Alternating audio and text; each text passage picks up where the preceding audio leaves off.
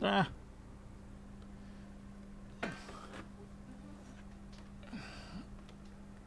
Come on.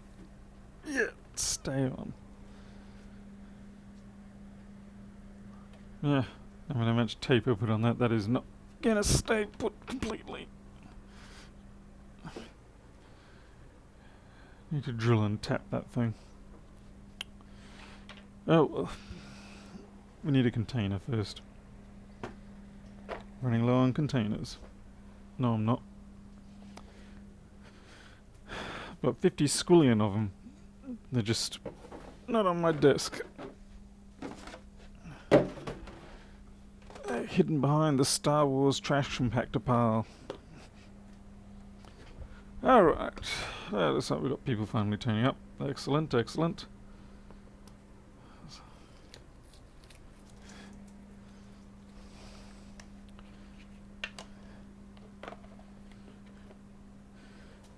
You'll notice I have regressed to a 1466, but there's a good reason for it. This is when I fixed up earlier and then I went to put it through testing and it stopped working.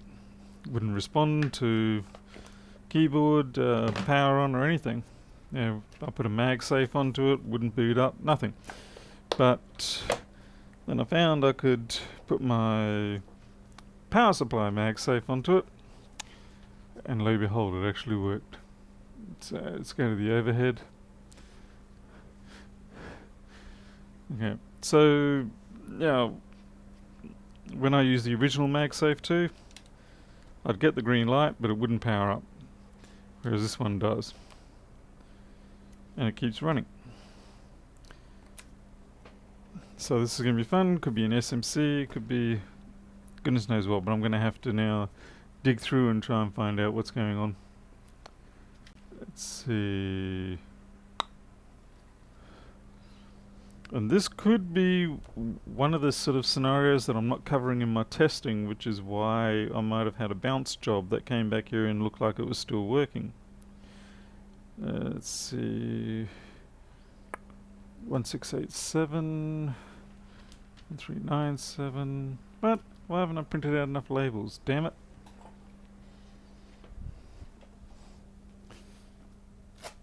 I'll take this one. Careful. Yeah, actually, we'll put it on there. We'll write a label for the SSD.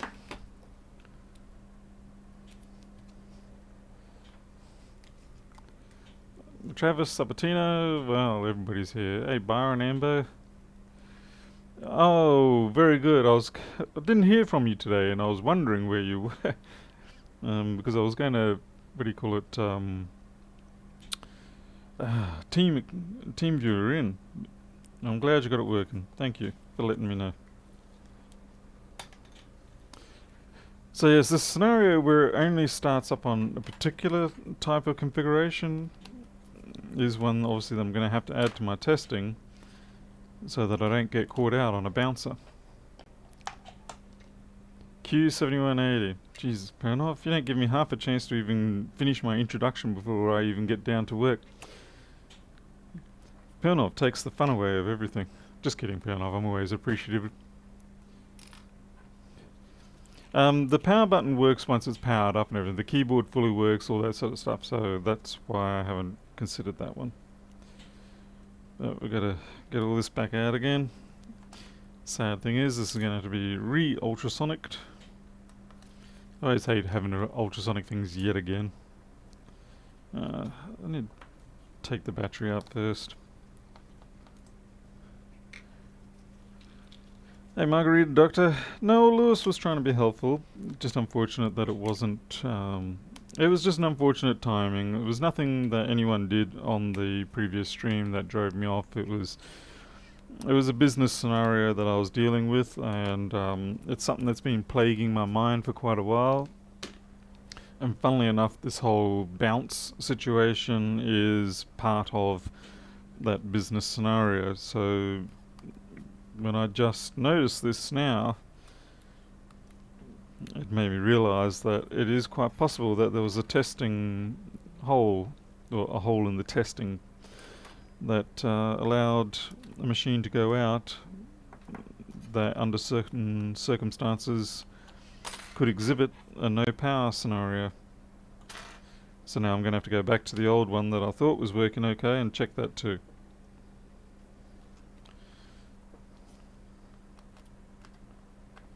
Makes me glad I held on to it, though it was a bit of a... the owner of it is getting a little bit anxious to have it back. Hey Jim Hook. Yes, it's a little late, I do apologise.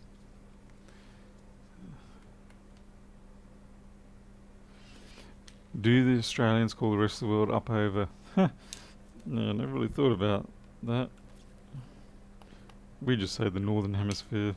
We're too boring. Yeah, so I spent the earlier part of tonight working on my ticket tracking software. And it's at the point now where I'm fairly happy with it. It'll allow people who have got a ticket with me to go and check what's happening. They can leave some comments if they want to. But it's also keeping it fairly secure, because obviously any of these things that are on the internet-facing type sites where you've got databases, you've always got to be extremely pedantic about how you handle the data, namely the input data. You've got to sanitize basically everything. David, I'm using my own system. It's just a system that I've been growing bit by bit over the last 15, 20 years. It's not a commercial one or anything like that, but it ties in with all my other operations and my other businesses that I've had in the past.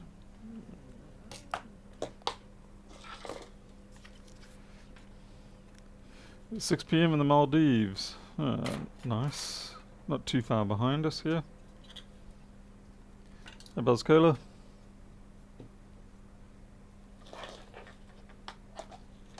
Tomorrow's. Alright, used to. Okay. Doing good ticket tracking software is hard. And then when you try to integrate it into your... Ah, man, I keep forgetting all the little things I've got to take off here. When you then try to integrate it into your inventory system and then your invoicing system and all that sort of stuff, that's when all hell breaks loose. Okay, I'm missing my surgical knife, amongst other things. Ah, there it is.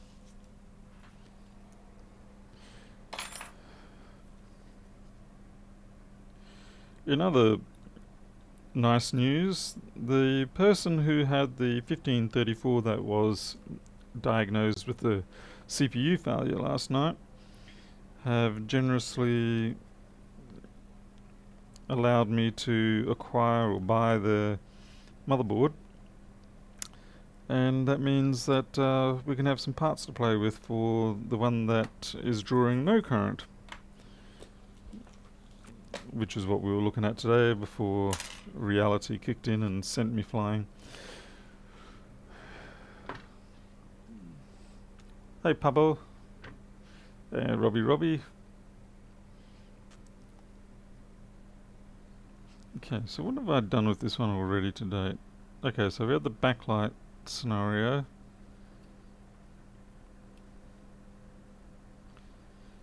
I gotta admit, when I did do that backlight, I thought it was pretty unusual for it to exhibit symptoms that were SMC or MagSafe related based on the ticket. But I couldn't find anything anywhere else, and it did run straight away once I fixed it up. So I essentially put it down to just a bit of bad luck, as it were. But it seems like there was something else at play. And it does look like I have done some SMC. Okay, some of those resistors are a little bit iffy. It can be a little bit hard. Once you've gone through the ultrasonic cleaning, a lot of the stuff tends to take on a bit of a less than ideal look. But this resistor here gives me pause for thought.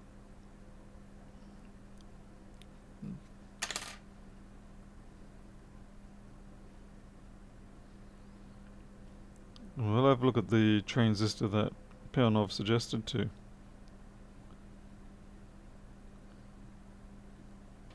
And so this has been through the ultrasonic.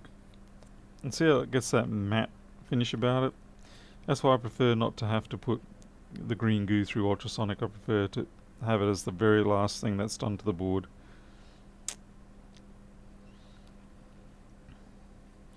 I prefer it when it looks all glossy and stays glossy.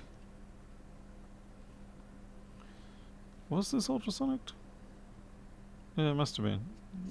That must have come from the keyboard or something. Hey, Joseph King. No, it's what was... I've turned off my brain now. Hey, Ed. And let's see. Farnell says Q7180. Q7180. What? Q780. Ah, that big awful god awful thing by the SSD. That's this one here. Seriously, Farnell? You really, really want to blame that one? That's a terrible one to remove.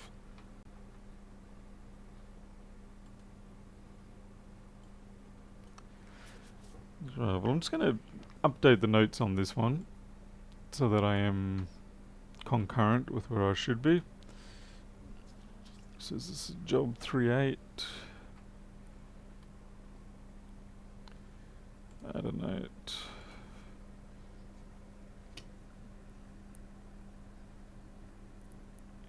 Backlight. Cap input. Sometimes I wonder whether I've done those. It's such a shoddy job.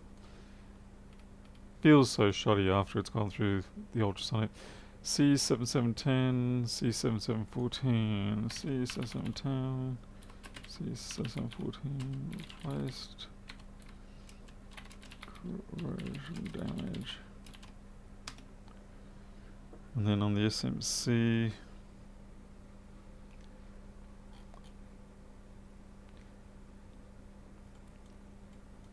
funny thing is, Farnell, the MagSafe cable that I've got there is from a genuine cable, genuine power brick. It's not a, it's not a, goddamn, can't think.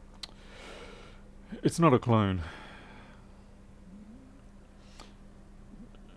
Oh, this is the scenario where we have the board view does not seem to match this. Farnell, I think it was you that was here when I was doing this one before. And it looked like we had mismatched cap and resistors on the board, but it's actually the board view that's wrong.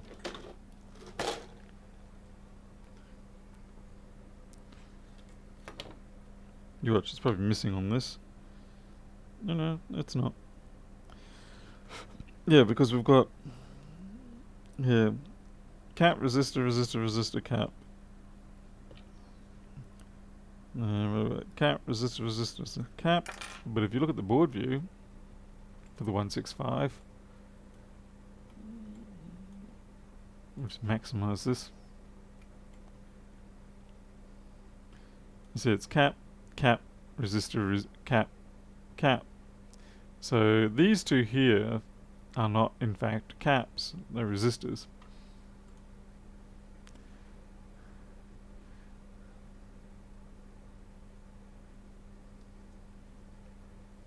Which makes it rather entertaining to try and find out what it really is.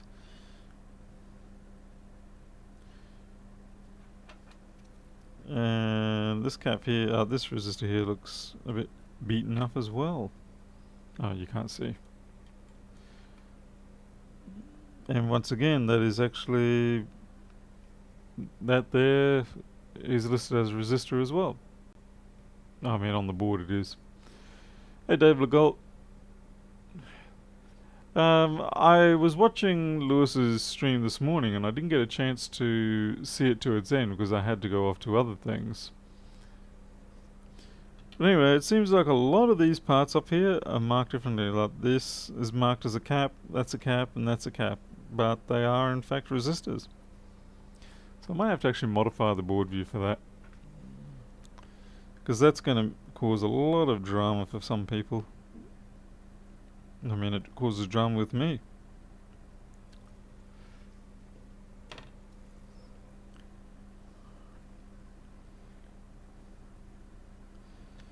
I'll give them a touch up, see what they're like. If they fall apart, but that one there really looks ugly as.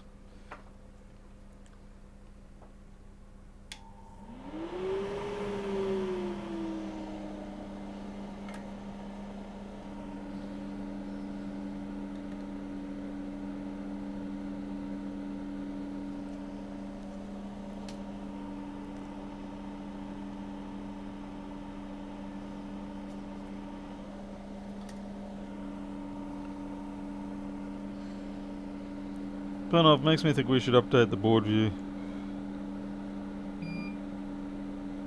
But then I suppose the trick is, how do you distribute that? I suppose you just put it on some convenient place like bad caps.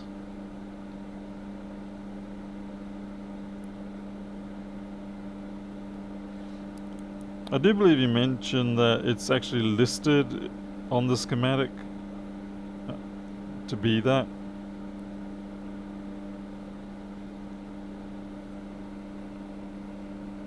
I'm thinking I'm going to have to go downstairs, grab the MagSafe, and see what behavior I can get with that, see if I can replicate it.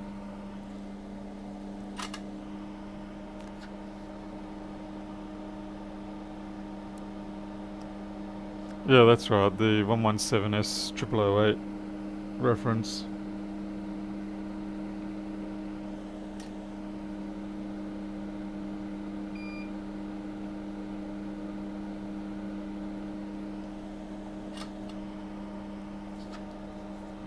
Alright, I'm going to go down and get the original MagSafe so that I can test and see what the behavior is like. Won't be long.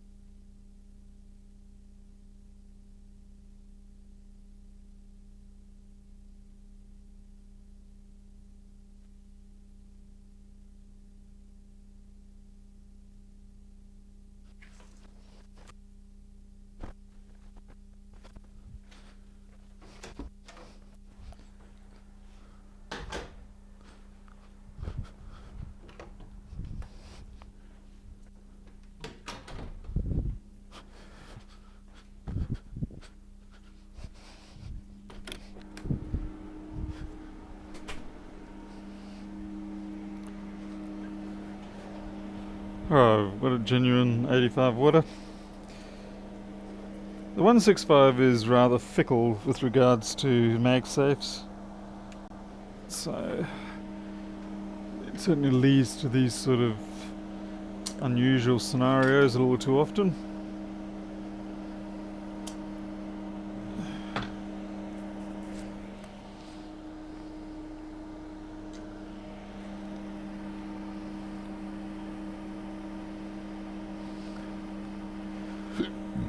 Pardon me.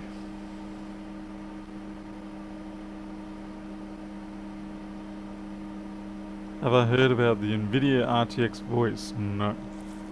Actually, I think, what the hell? I got cobwebs on me. Marvellous. No idea where I got that from. RTX voice, is that like just a fake voice thing? Oops.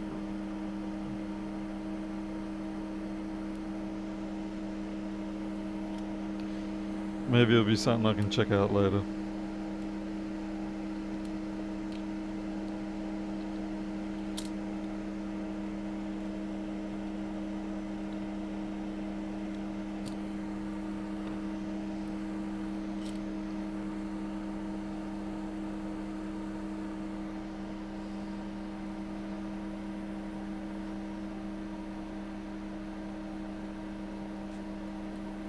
Andrew, just ask. No need to ask. And if I don't wish to answer, then I guess I just won't answer. Alright, so yeah, this one goes. You watch, it's gonna... Oh, something gritty in there. Great, great. Now that works. You're killing me.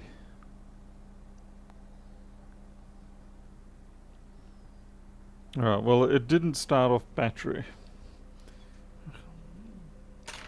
So let's see if we plug the battery in and hit the short on the board.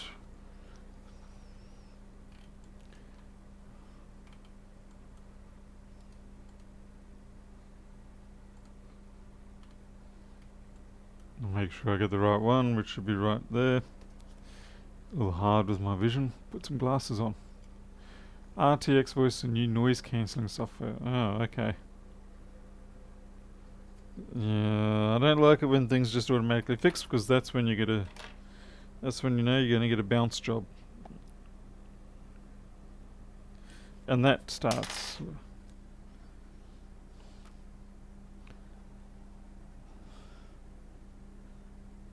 Oh, that's just pure nightmare material now.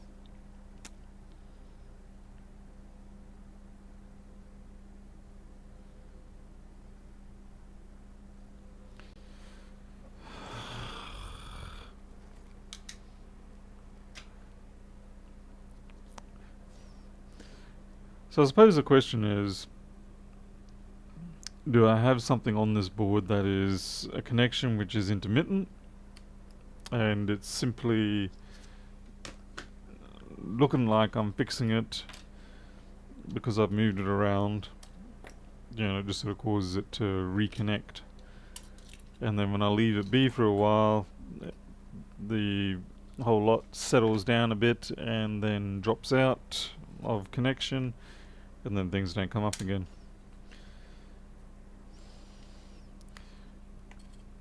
Because I know I definitely tried with the MagSafe alone, I tried with the battery alone, and it did not come up when it was upstairs, and I bring it down here, and it seems in the proximity of the workshop it decides it wants to work.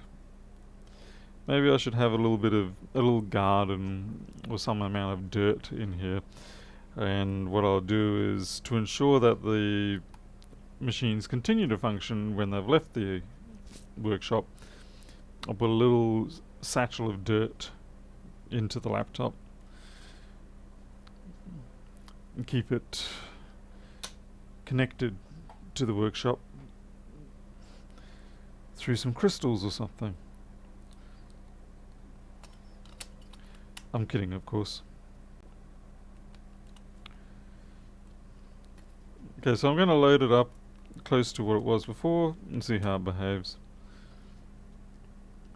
See whether we have just got a case of the board gets moved a little bit and it starts functioning, in which case that's going to be pure hell, because that could be something like PCH faults or goodness knows what.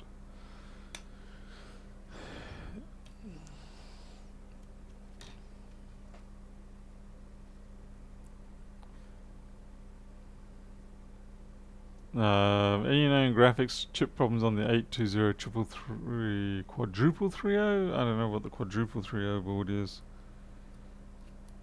I know the 330, and I know the 3332.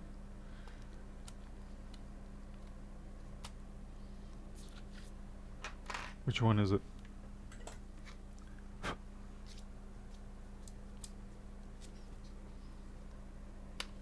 Hey, what the?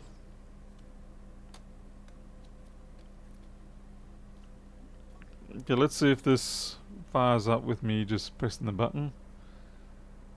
It does not.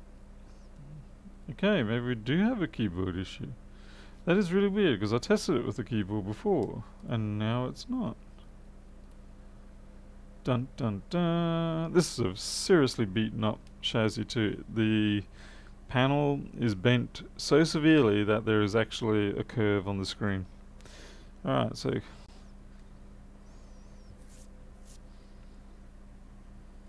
let's see if we've got that as a pull-up on that pin, that on-off pin. Just have to throw it over the edge of the bench. Yeah, this is part of normal testing, where I turn it on and off using the keyboard, and it passed that, so I'm very perplexed now.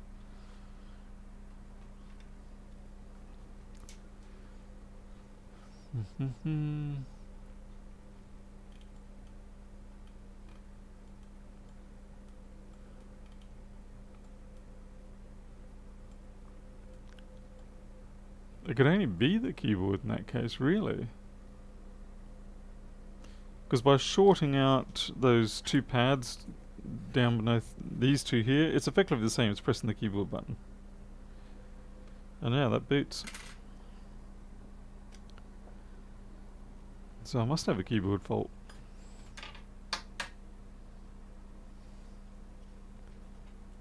Alright. Well, there's a way to test this. Let's see, I'll get my chipmunk.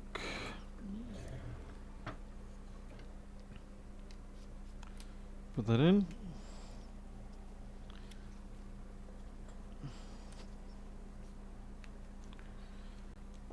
Put my probe into the hole. Select diode mode.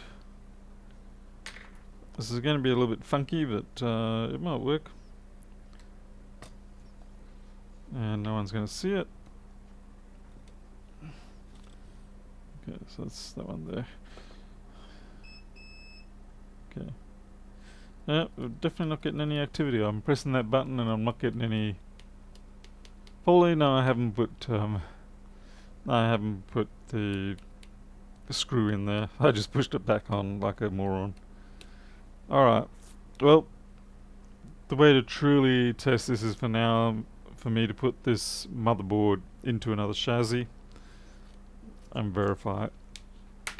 And if it works in another chassis, then we know we have a keyboard fault, or rather just the on-off button fault. What a pain in the posterior.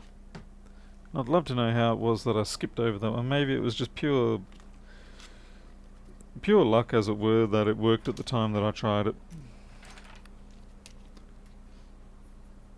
This is why I like to actually hold machines for several days of testing, so that you do your first test, everything passes, you then put the machine aside for a couple of days, and then you try again later and see if it passes again. And if it passes the second time, then okay, you're good, you can send it out. But the trouble is, people do want their stuff sooner than that, and so it's a bit of a balancing act.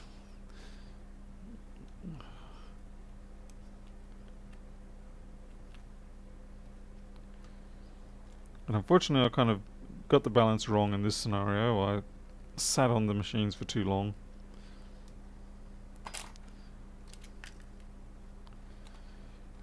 It's precisely because of these sort of bizarro faults that I did that.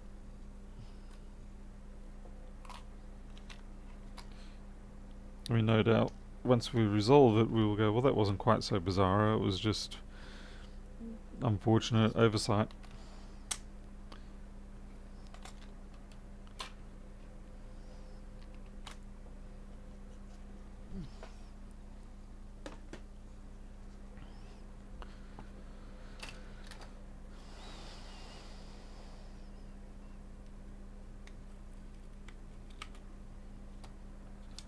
And hilariously, this does not have a keyboard flex.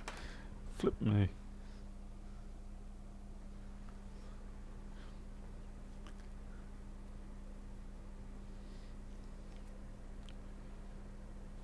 1428, 1428. I don't think they're the right one. It's not even close.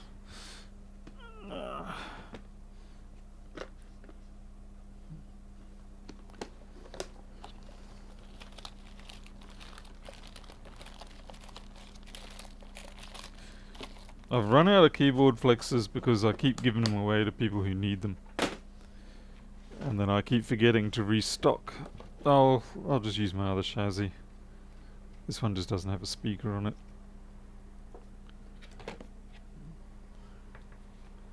Not a broken speaker and broken backlight on the keyboard.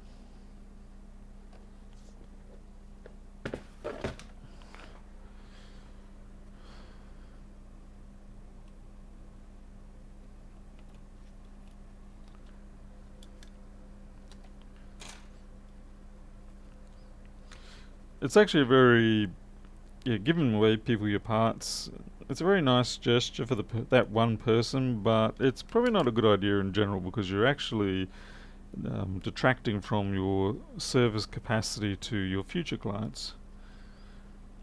And so you're kind of robbing one to help the other, or many helping one while robbing from everybody else. That's what I was trying to say. Okay, let's use their battery. It's not even that I give them away, I mean I still charge them for it, it's just a case of I should be ordering in a replacement and then fit it, rather than fitting it, having no stock on hand for myself for testing, and then getting typically caught out because that's the way Murphy's Law works. So we get a fan spin. Yep, that's it. Keyboard fault. Bloody hell. So it works. Oh, still running. Okay, so 38 has a keyboard fault.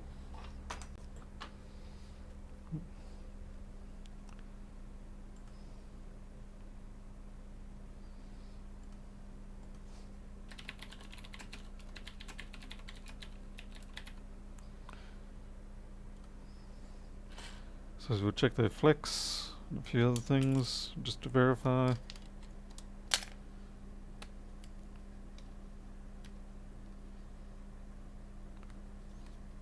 Also check that the trackpad itself is okay, doesn't have corrosion on it, things like that.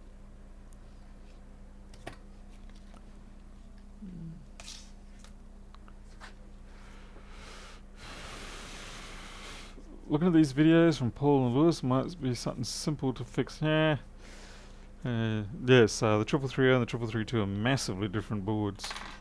Massively different.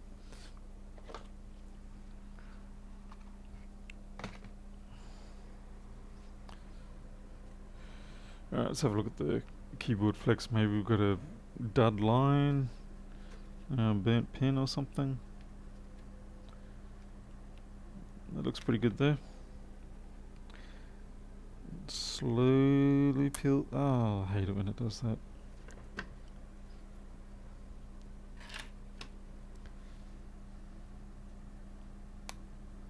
Oh, there we go. Some corrosion there on trackpad.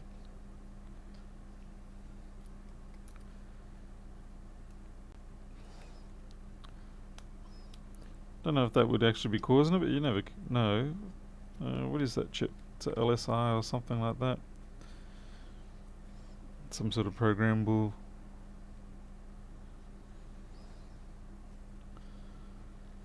Well, I guess what it really means is that liquid's gotten in. So trackpad and keyboard is probably a recommended replacement.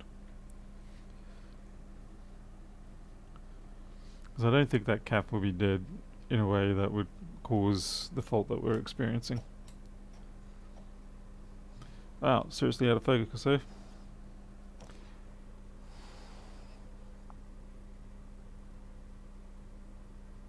Yep. 5D thinking, usually it's bugs or just specks of material that have a high affinity for water, and then what happens is humidity builds up, and when the humidity builds up the combination of the humidity in the material and the material itself provide a bit of a conduction path, and that starts the process. In this case, yeah, this chip, is you underfilled? I think it's underfilled. But as I don't think the corrosion on the end of that cap will have been the culprit.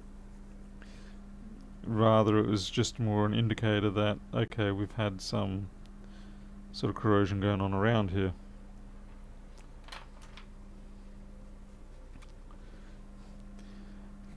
Andrew, it's very hard to get these things to sink in unless you're doing it on a daily basis. And even then, it still takes a while. I mean, I don't remember half the things. Or the other thing is, you could be just a photographic savant type person like Farnell, but we're not all quite that privileged.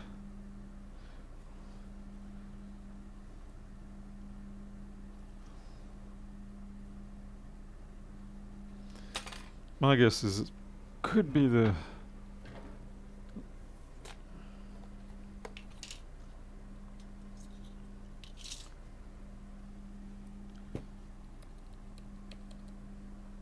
man, there's all nastiness down there.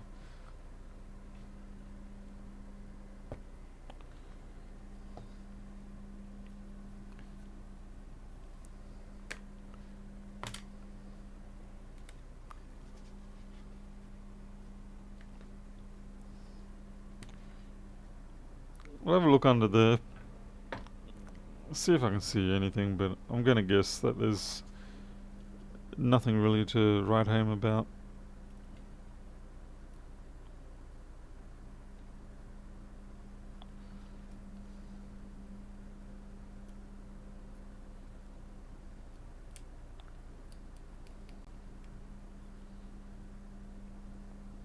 Oh, phew.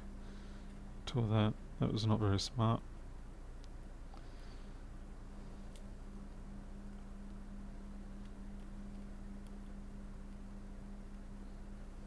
Oh, it's really wanting to tear this one.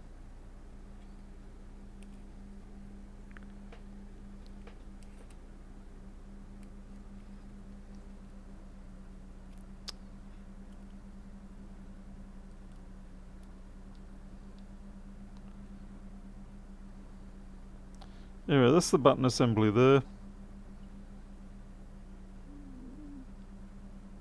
Can't really see anything, so the corrosion's probably elsewhere and interfering with the line.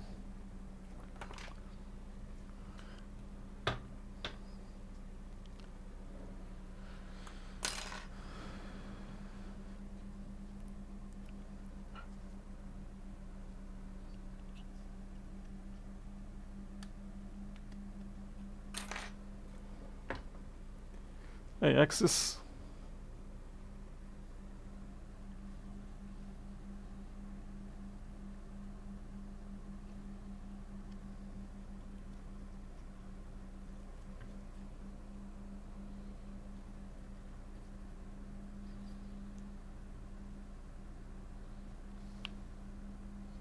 Well, the marker's off, that's for sure.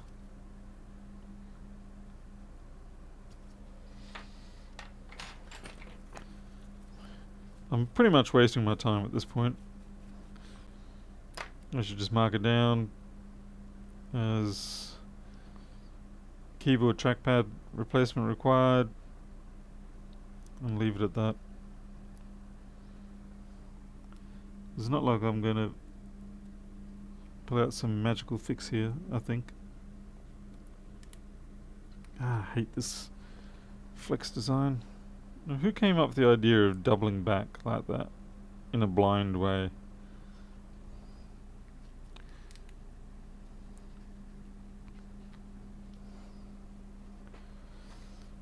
I mean, I know some Apple's marketing department have come up with some pretty doof ideas, but this is really something else. Okay, that's in.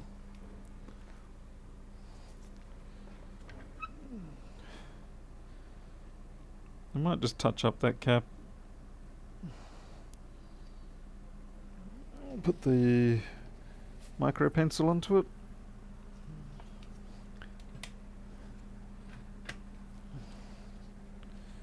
Probably the cheapest option for this person with the shop is to just get a replacement top deck with the trackpad and keyboard already fitted.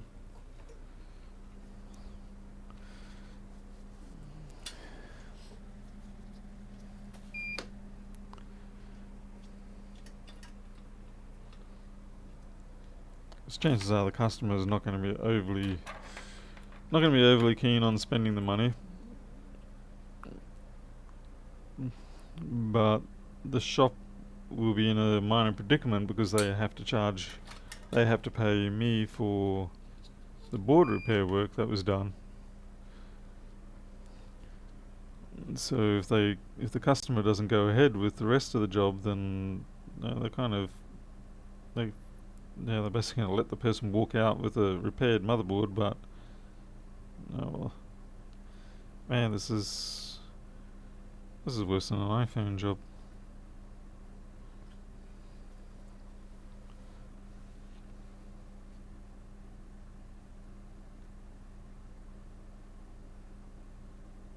Oh, yeah, that just came clean off. Right, anyone want to guess what that cap value was, let alone if we can even get a... That's gone, right. That's a rotten mess.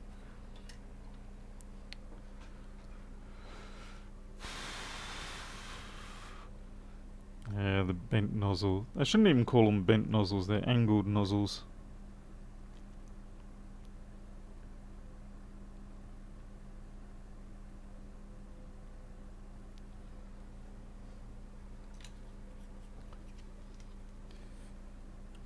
Definitely not a jumper, but I'd probably go for 100 nanofarads.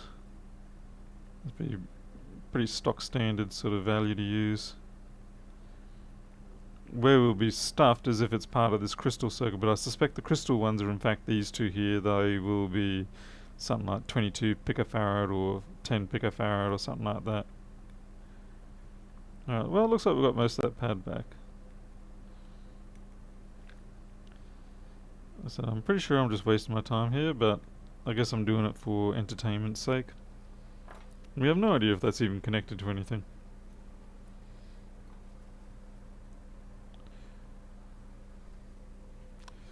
Hey Riston. Hey James Finnegan. Basically the machine was working in my testing for the first pass, and then I went to test it again and found that it didn't start up.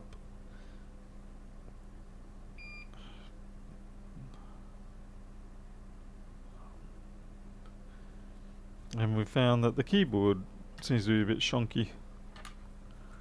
It still doesn't explain why it didn't automatically start off the MagSafe. Unless... no, there's so many things that don't seem to be quite right about this scenario.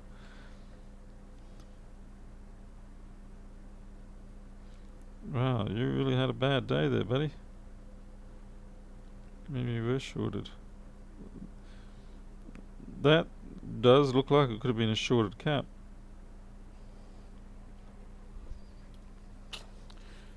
Let's see if I've got another... At this point, this is when you really should just get trackpad. Seeing if I've got another 1466 trackpad that has some damage to it. I think I've got one here. Yep.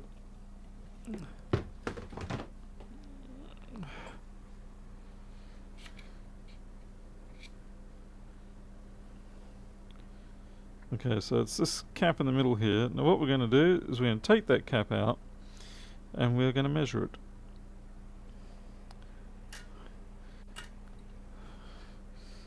Oh boy. Hot air it? No. I've taken this board off. The only trouble with this trackpad is it needs... This connector is wrong. It needs a replacement one. I put the wrong type on there.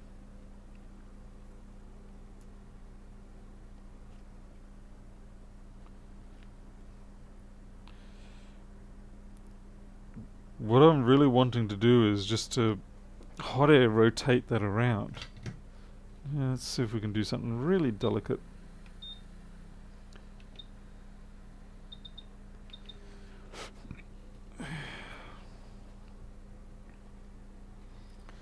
Watch me ruin this. The biggest trick is this backside of the trackpad. They have a notorious habit of just splitting, peeling away like melted plastic. Should I see if I can lift this one? I think I can. Ah, yes I can. Okay. Now we don't have to destroy that. I've just folded it away from the... Because as you can tell, I have butchered around with this before.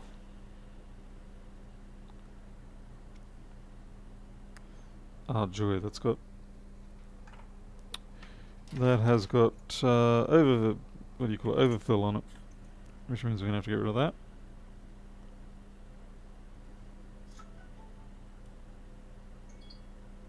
What the...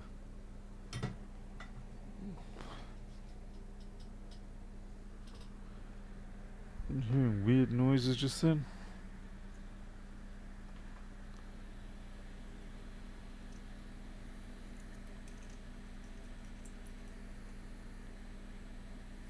That was weird.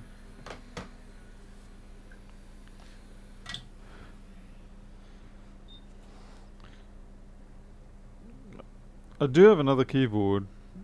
Oh, I see what you're saying. Yeah, use another keyboard and see whether it's a trackpad at fault or not. Well, we've got to clear this up anyway and find out what that cap value is. Or something close to it.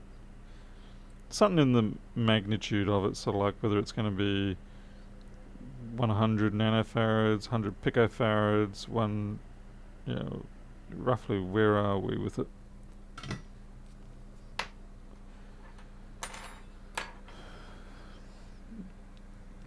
This is a little bit pointless. It's been done more for the sake of being interesting.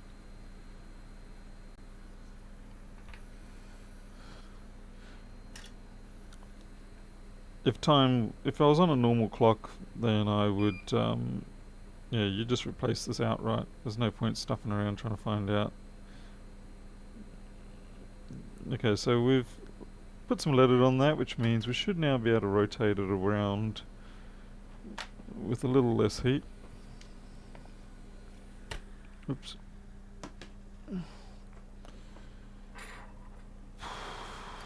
What did I do with my tweezers?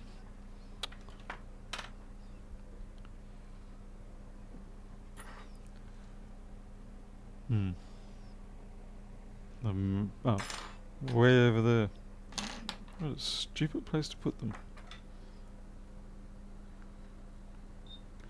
I'm not worried about that connector so much.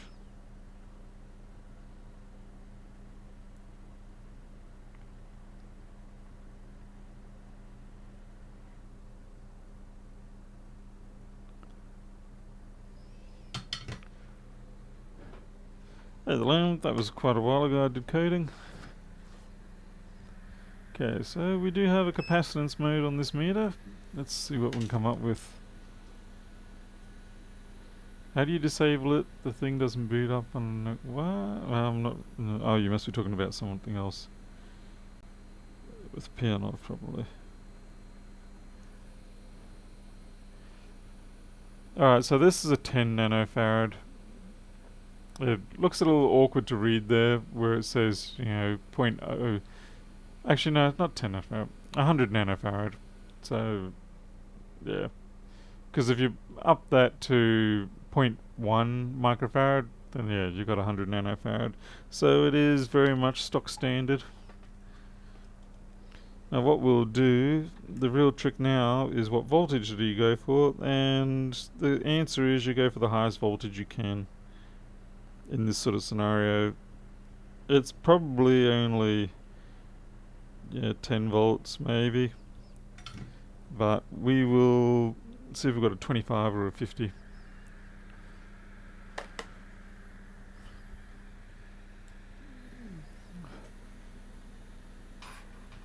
Hey APL.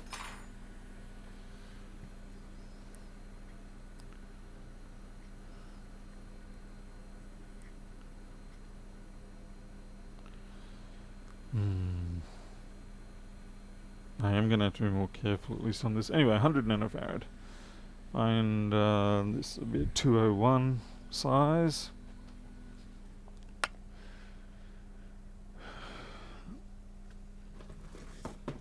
It should have 25 volt, I think, at 100 nanofarad in that size.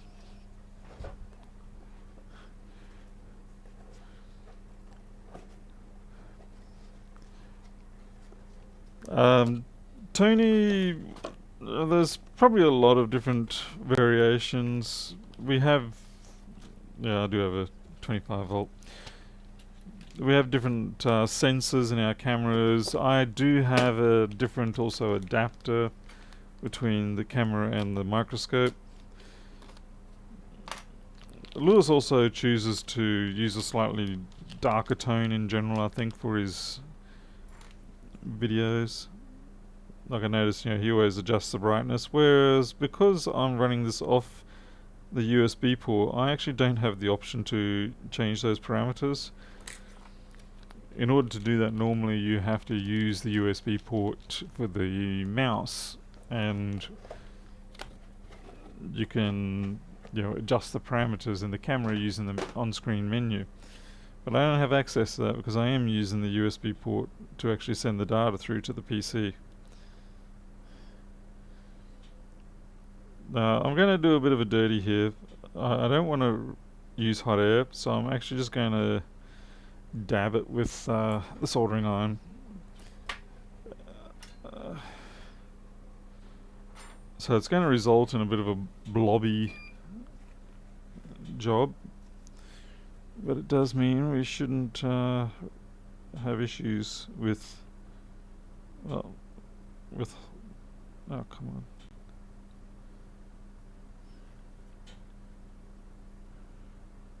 Like that.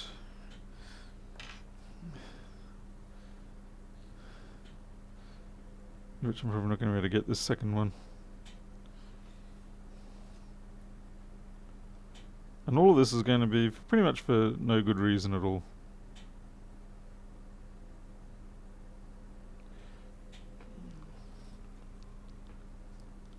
It's not going to achieve anything, nothing's going to change. Shoot! Come on, let's get that angle. Ah, now I'm just causing trouble.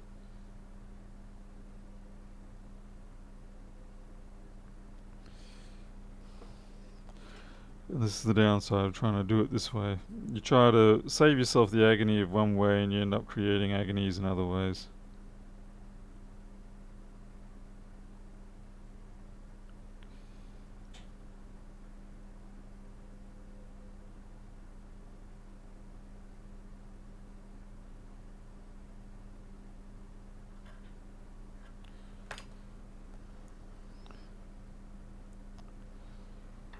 You get a bit more clearance.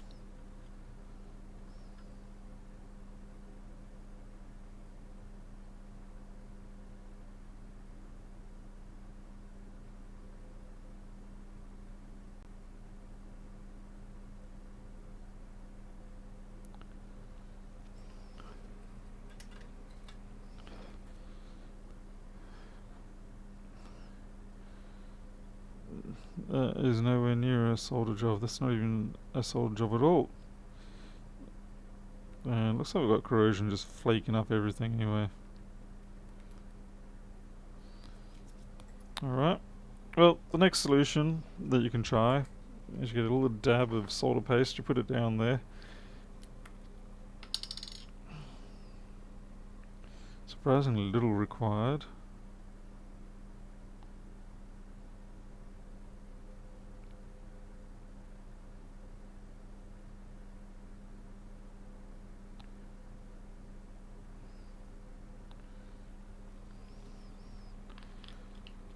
And just the heat from the iron itself will tend to make it sort of reflow. In theory. Doesn't always work. In fact, most times doesn't.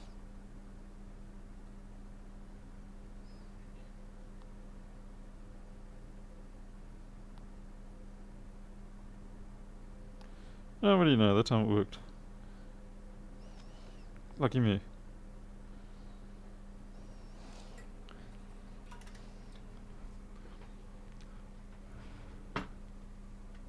Yeah, with hot tweezers it would be. Mind you, I do wonder at times whether hot tweezers would even get in to that sort of gap.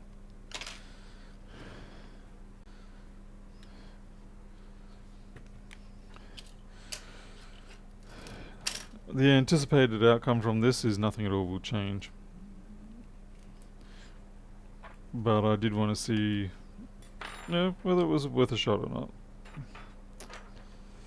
At least then we can go to sleep knowing that we did try it.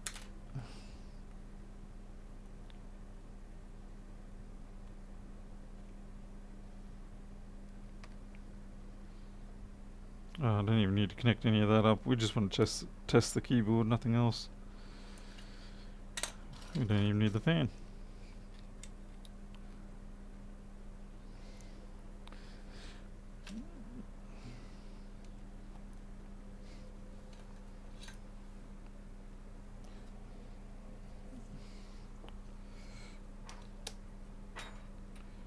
That automatically turns on. Damn it.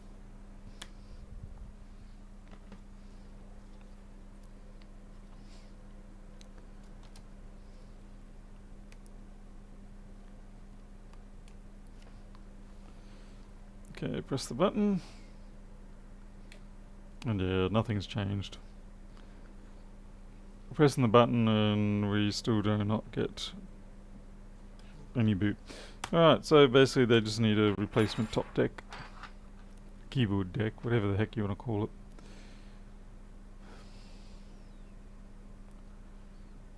Add a note. Replacement keyboard track. Add deck required. Submit. I guess at this point I'll just put it back together and send it back home. The midnight hour, we're already there, and so we are. Okay.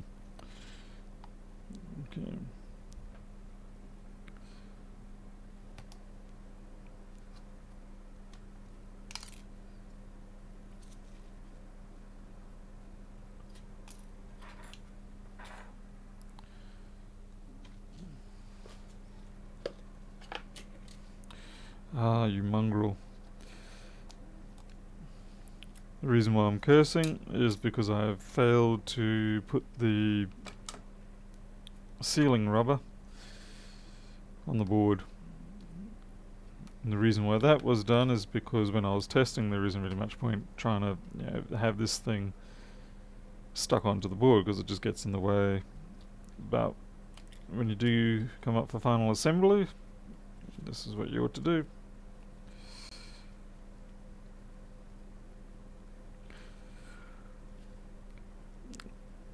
But like I said, it does still... I am still confused as to why it didn't boot when I plugged the SMC. Oh, I think I know why I plugged the MagSafe in.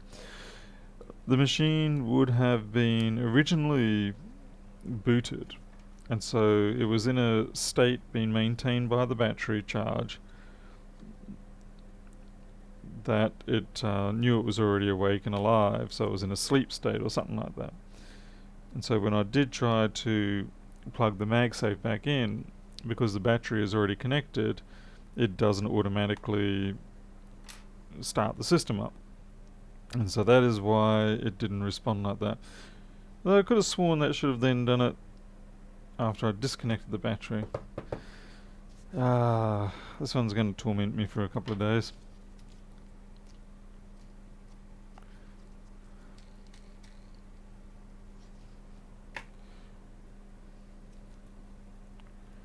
And like I said, this is one that I worry will become a bouncer. So maybe it would be advisable for me to make a note to the business that sent this to me that warning this may be a potential bouncer. Maybe consider just, I don't know.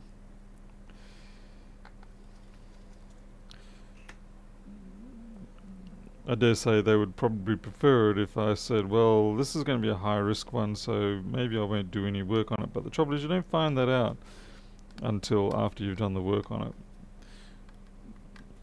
And so who's going to eat that cost?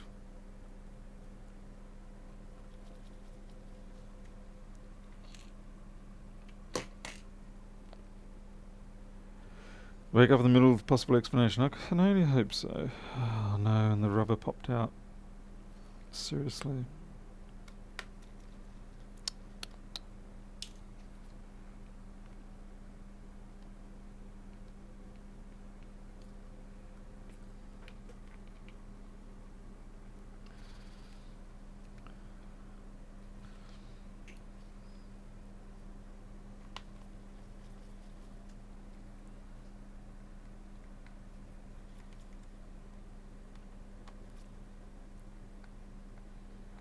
So yeah, I suppose at the end of the day it comes down to a question of who's going to take the risk.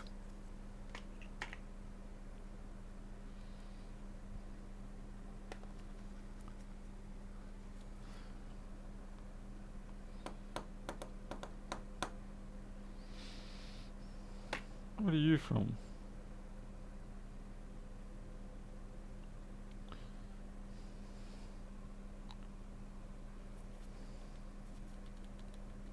Oh right, yeah, I know.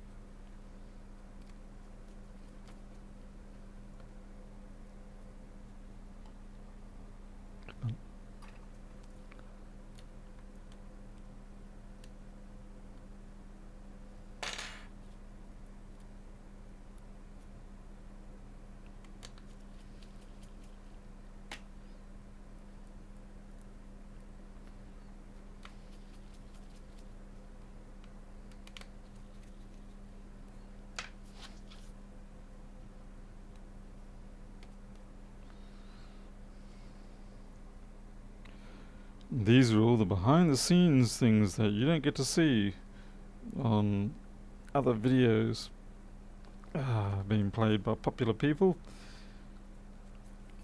because they're smarter and they have people behind the scenes that do all this, kind of like cooking shows, like someone who does all the washing, someone who does all the chopping, someone, you know, all that sort of stuff. Instead, this one person show here, so you have to endure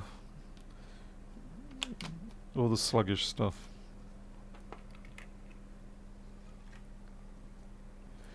I'm just going to ask where you picked up trash boards from. James, usually you get them from AliExpress or eBay if you're really lucky, but these days eBay is a bit of a, it's like a gold mine that's been picked very clean. And the only thing that's generally left on eBay is stuff that you think is gold but is actually fool's gold. There's more scammers than legit on eBay now for this sort of stuff.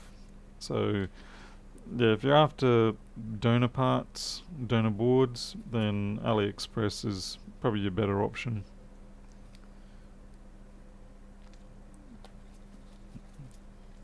I mean, don't get me wrong, they're very trashed boards, but at least you know what you're getting, and the price is only $20 or so. Well, it depends on which board you get. Hey Ben Rogers. So check my email.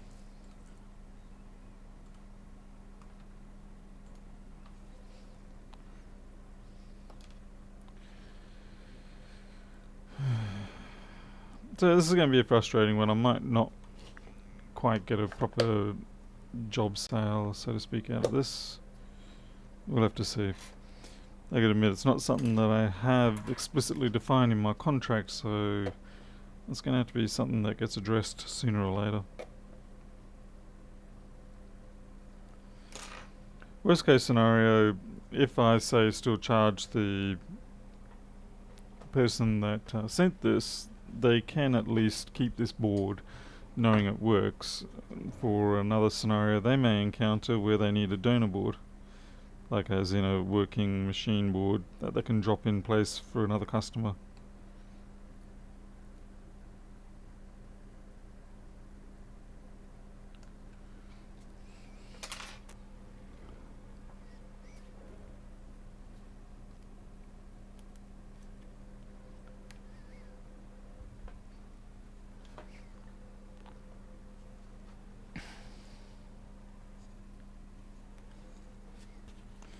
AliExpress is where we all get our donor boards from.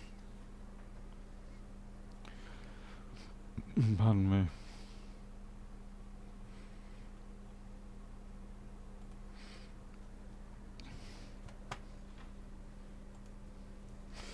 Okay, if you're wondering why I've switched over to big head view, it's because I'm putting the bottom panel back on this machine, and the bottom panel has a bit too much information that I'd rather not have revealed on stream. It shouldn't be too long, we'll be back to normal.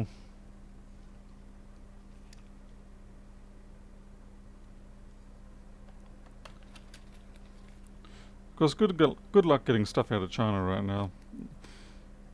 I've got parts that I'm waiting on for customers. It's been like 6 weeks now, and the only status I've got is shipped. And this is a package that's tracked too. It's not just some UDP fire and forget packet. It's a proper TCP tracked parcel. Sorry, mixing up my metaphors there, or my analogies, throwing in a bit of Unix, not Unix, TCP/IP stuff in there, Ethernet. The fact that I had to sit there and explain it means it was probably a bad choice.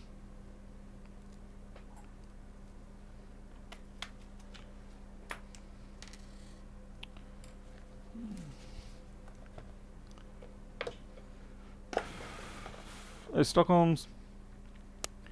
Radio.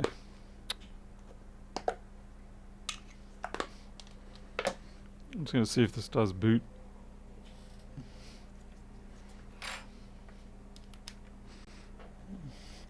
I feel like there's still something else at play.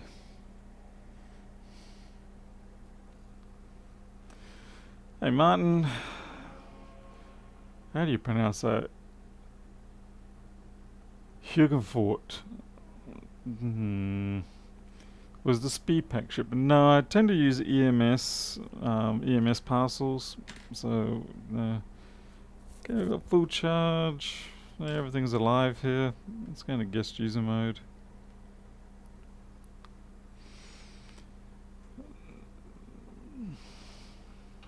Let's see, overhead.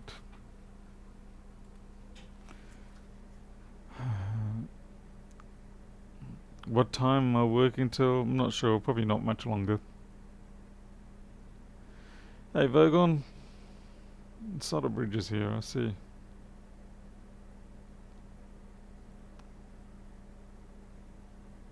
Tony W, yes, the reason why the curtains are like that is because I took to them with a pair of shears.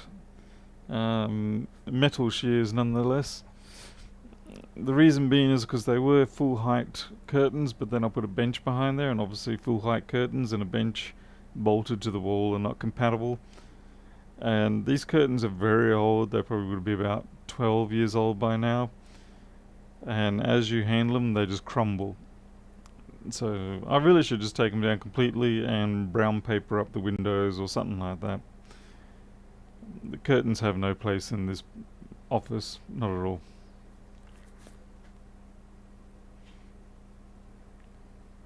Ooh, interesting. That almost...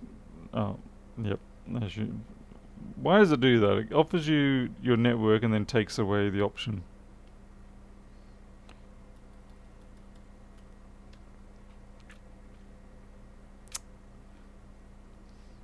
And then you can't set your clock time. So you're kind of doomed.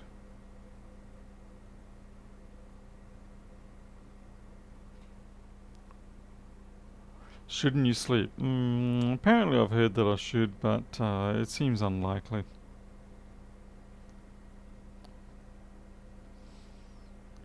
Eh, anyway, it's working. That's what matters. I'll put it through testing again. See what happens. Right, so we know that doesn't work. Okay, so... yeah, I'm very confused. Because understandably, if I shut this down, disconnect the MagSafe, then... unless this has just gone to sleep and respond to the sleep sensor, it will not come back up now. Okay, that comes back up, of course. We're going to shut down. So now it should not come back up when I plug this in. The only current I will see on there is a charge current, and there won't be much of that because it's pretty much 100%. So it's not booting. And obviously if I press that, it's not going to come up either. Stockholm's, I'm not 100% sure at this point. It seems like certainly the keyboard on off switch has played a factor, but what I'm getting stuck on is that I could have sworn, I know I took the bottom panel off because I wanted to check to see if the fan was at least spinning. I know I took the bottom panel off, and then I know at the very least I did try it again and it didn't fan spin, but I'm fairly sure that I disconnected the battery and plugged the MagSafe in and it still did not come up. So that's the bit that boggles me. And this is the MagSafe that I actually was using, so damn it. Yeah, I'll test that again later. That situation that we have right now here, that is understandable, that can be explained. The other one, I cannot.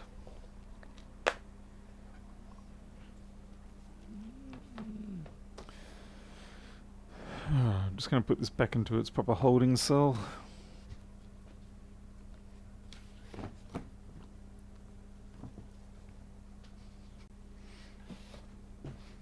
Alright, what have we got here?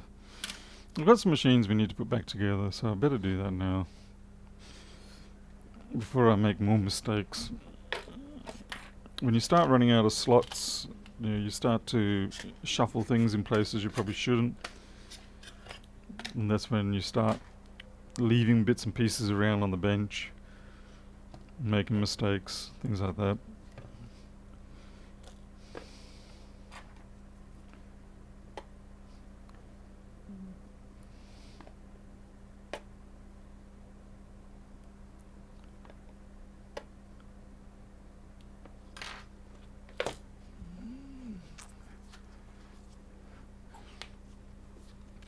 Yeah, Paul, certainly a bad cable like that can do it, but we've ascertained that it does not appear to be a bad cable as such, but the keyboard and the trackpad certainly do need replacing.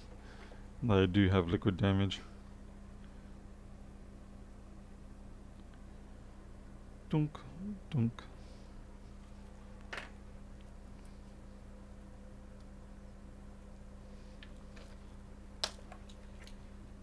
So yes, once again a little bit of boring activity, but if people want to know what it's like to do board repair, well, welcome to what it's like in most cases. Just sit there playing Mr. Meccano, doing boring stuff like this.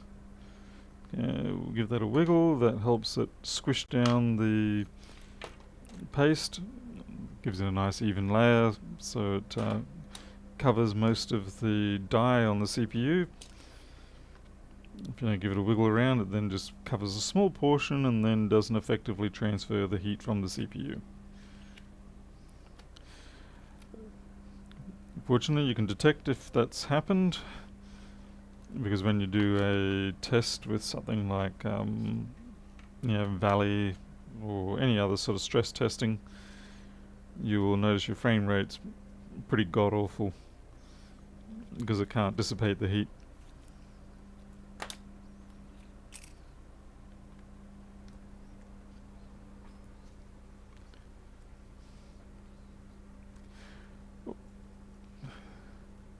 You got your projector going, oh my goodness.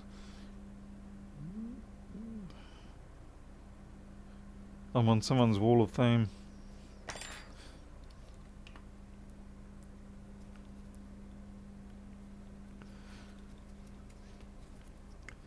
I think for this sort of stuff you also need to set aside a time in the day if you can, where you do just come down to the workshop with the idea in mind that you're just going to tie up all these loose ends and not do any repairs, not create too much more trash.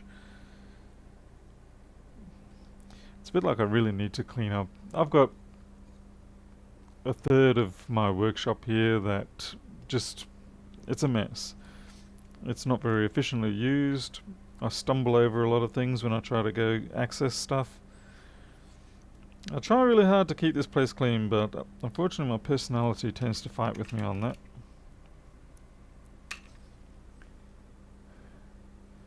What do you mean board repairs hoping it's not dead CPU? What? Board repairs avoiding an L.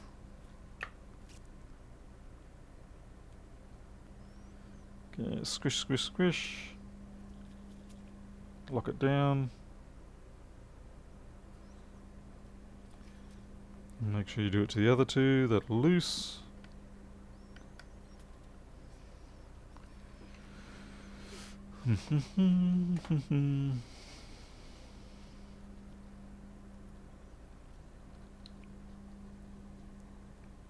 Come on, get in there.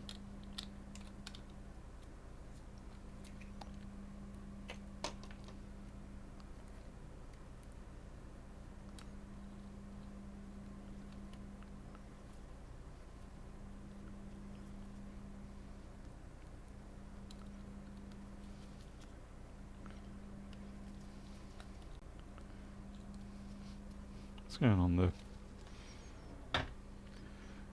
From the start of this year, 70% dead CPU laptops. Oh, PCH failures. Wow, that's actually quite severe.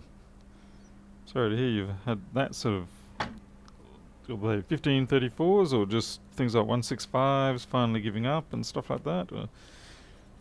That's a very unfortunate statistic.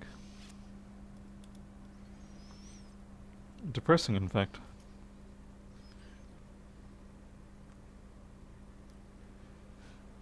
Teresa, organised chaos. Yeah, I wish it was organised chaos, but it's not really. Hi there, Catherine. Didn't see you there. Just slipped off the screen. Hey, Jill Fraser. Yeah, well, I'll probably create mess faster than what it can ever be cleaned up.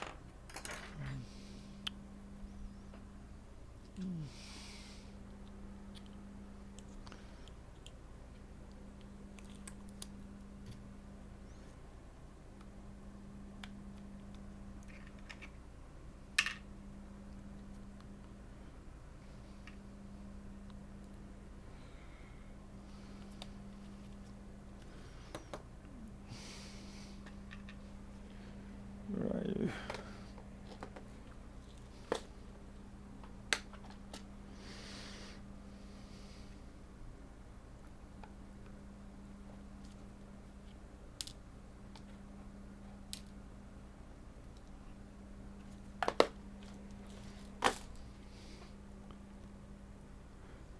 Yeah, biblical filing system sounds right.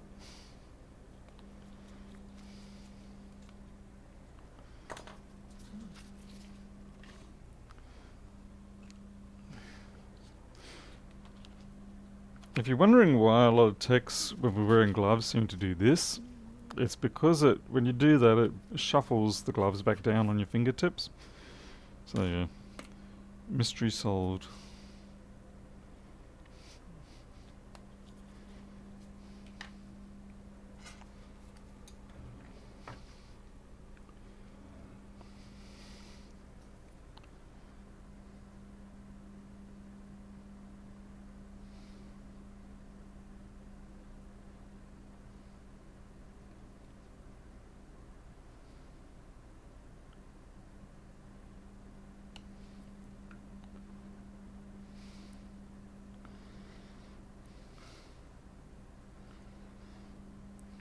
I'm genuinely amazed that these endpoints didn't end up needing running.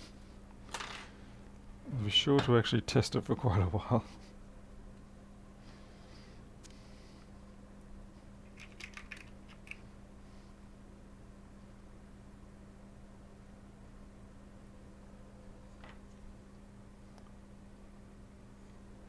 wringing my hands in despair. No, unfortunately not.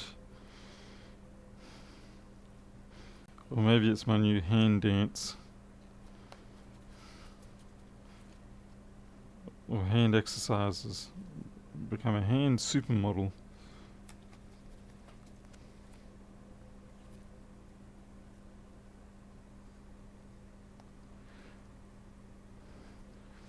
So Vagon, thanks for dropping in, I appreciate that.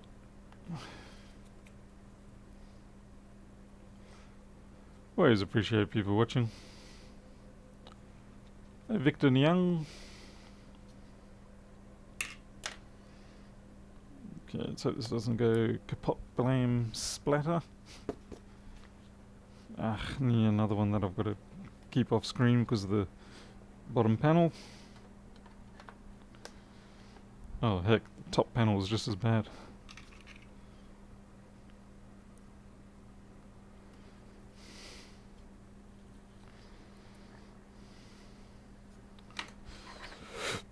Excuse me.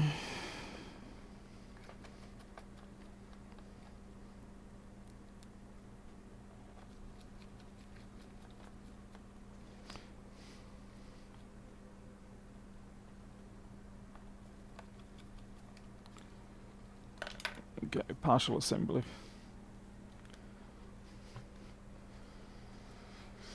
Let's see if that turns on. That was a 34, 35 board, so it's going to take a little while for it to come up with the bong. Okay, we've got our bong.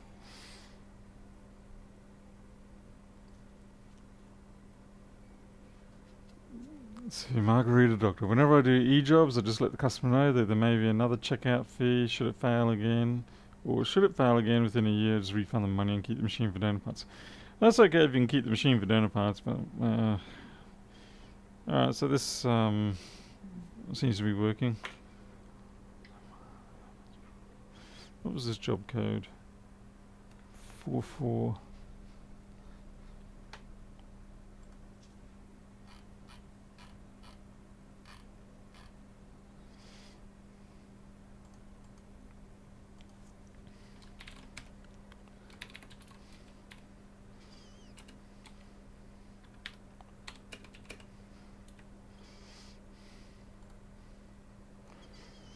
Guest user.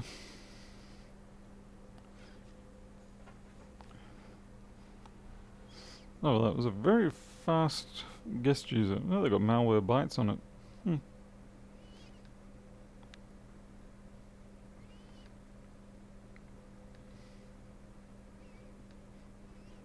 It's picking up that.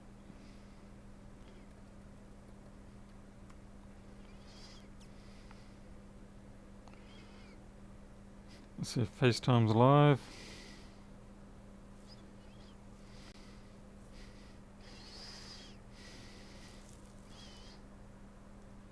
Yep. The big hairy git. Doesn't go into testing. Shut down.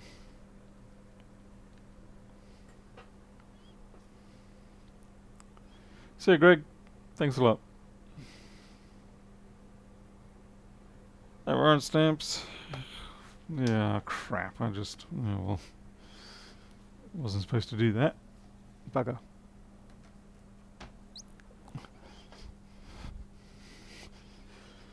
Okay, next one.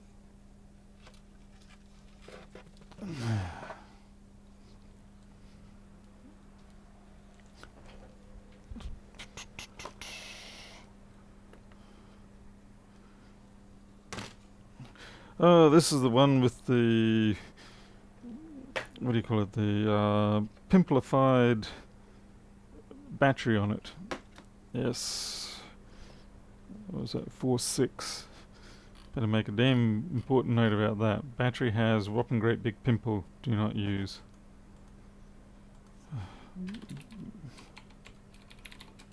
Has large... Battery has rupture. In cell. Replace.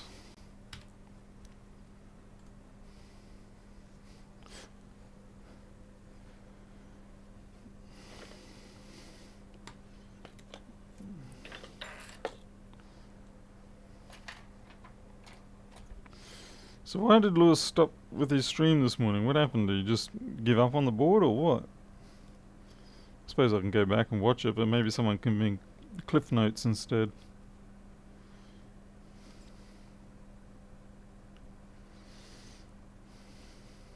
Well, where the hell do you want to go, buddy?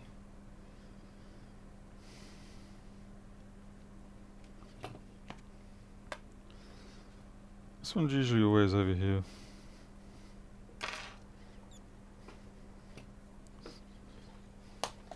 He was tired. Oh, okay. Well, I mean, that's a perfectly legit reason.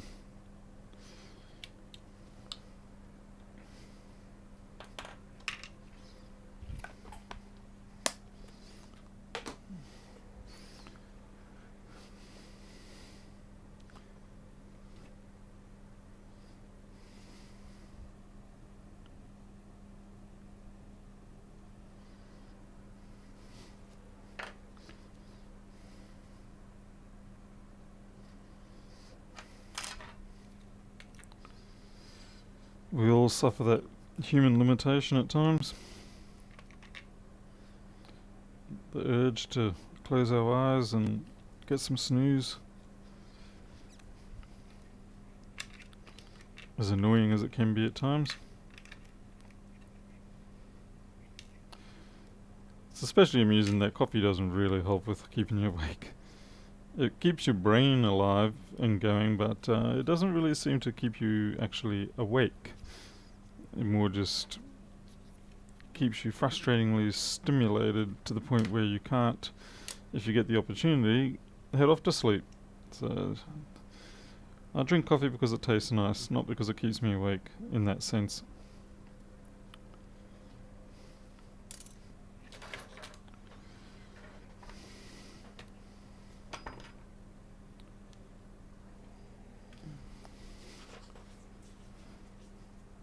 Hey, Leon Willett. No robots. Just putting together the customer machine. After it's had the repair, we've got the rubber seal on, we've got the edge rubber on, so that's good.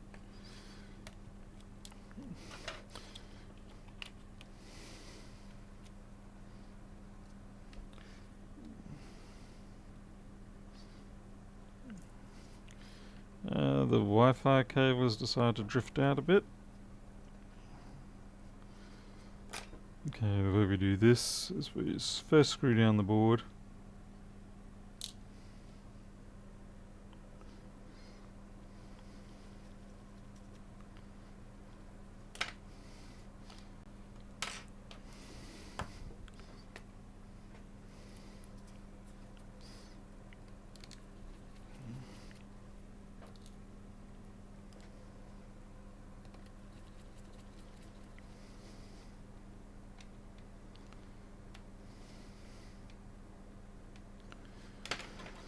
And then hopefully we can just jam that cable down. Sometimes not always successfully. Piece of Terminator, right. Well, you never know. It could be the key T2000 component, we're not even aware of it. I'll just wait to see if I see any large electrical explosions outside of my house. If you hear me screaming in a hail of gunfire, you know what happened.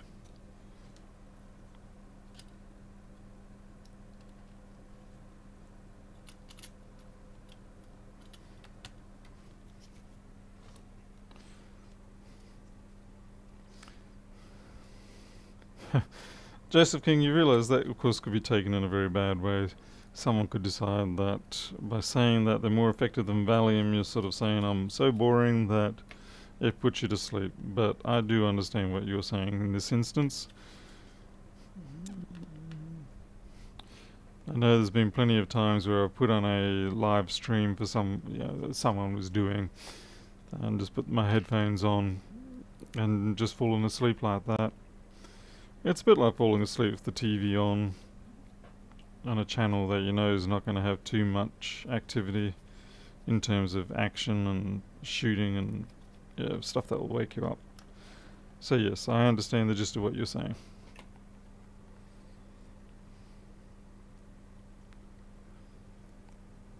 Why this customer should be satisfied, I hope. As far as I can tell, this should be a successful repair. Except for the fact that the battery does need replacing.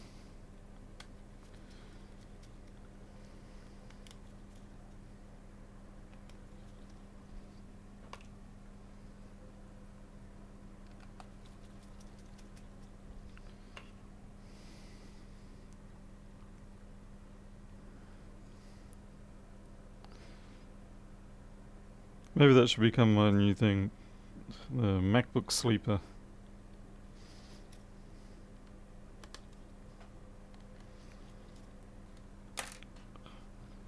Or maybe... oh, I'm not the Sandman, so maybe I'm the Mac Man. Ha! That's terrible.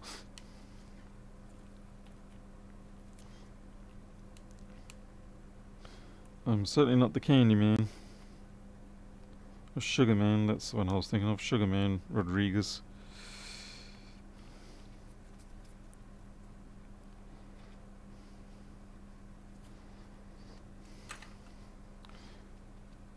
That dude had some trippy songs.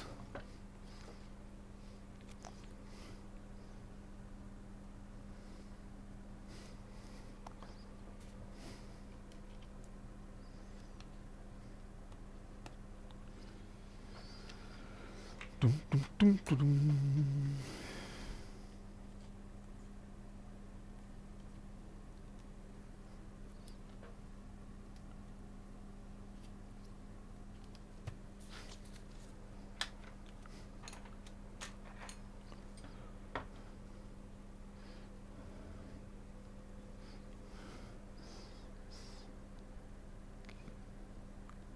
It's interesting about the CV19 and businesses like this is that we've pretty much all become significantly more busy since CV19.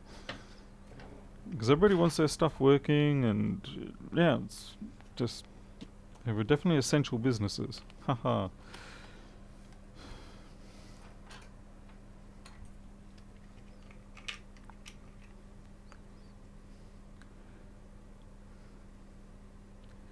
Oh, Christopher Kelly, alright. That makes sense to me. Steady level. You know, I thought that I had a bad habit of going up a little bit at the end of each sort of phrase that I would have, which of course I'm not doing very much now because I just did then. But yeah, it's a bit of a habit, I suppose. I tend to pause a lot in between my sort of in the middle of a sentence rather than getting to the end of it. A lot of pause for thought, as it were.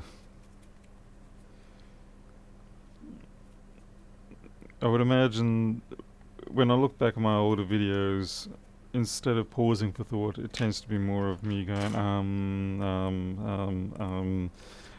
and I prefer not to be doing the whole thing.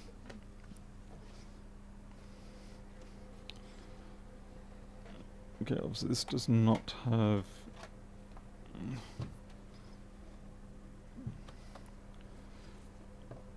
Well, the best we're going to just get a folder on this one, because we don't have a solid state drive in it.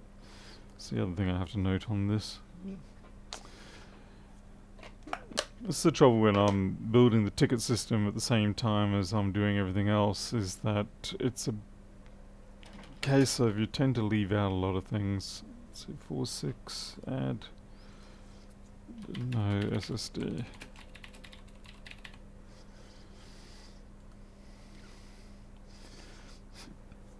Okay.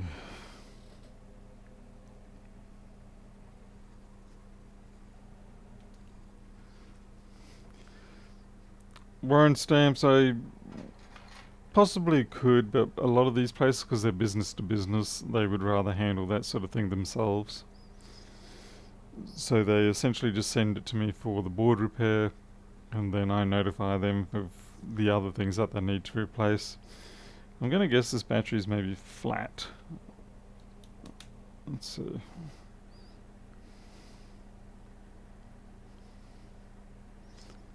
I sincerely hope we do not have another I should have had the chipmunk in.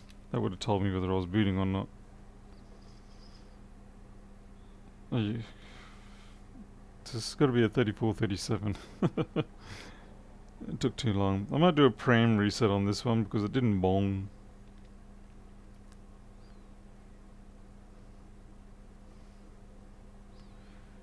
See, on the smooth jazz of live streaming, unless Anella Lewis is in chat, and then, yeah, you go for the stiff drink, that's for sure.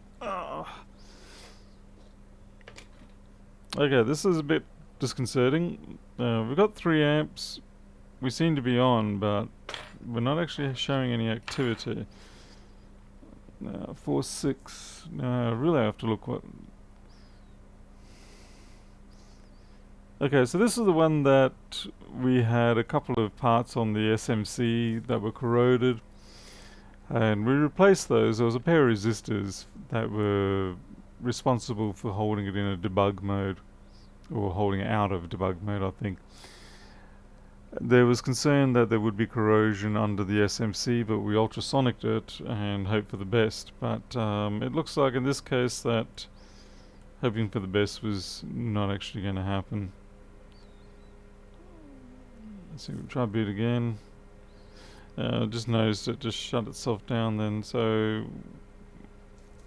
Oh wait, 3437 should do it again. You gonna do that again?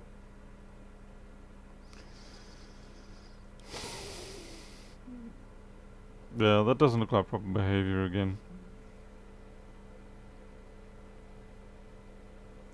I wonder if the battery itself is holding it down, causing trouble.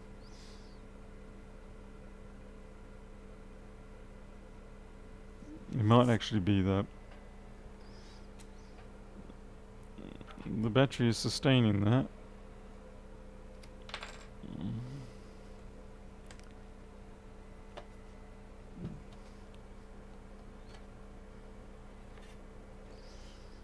The fan's spinning like crazy.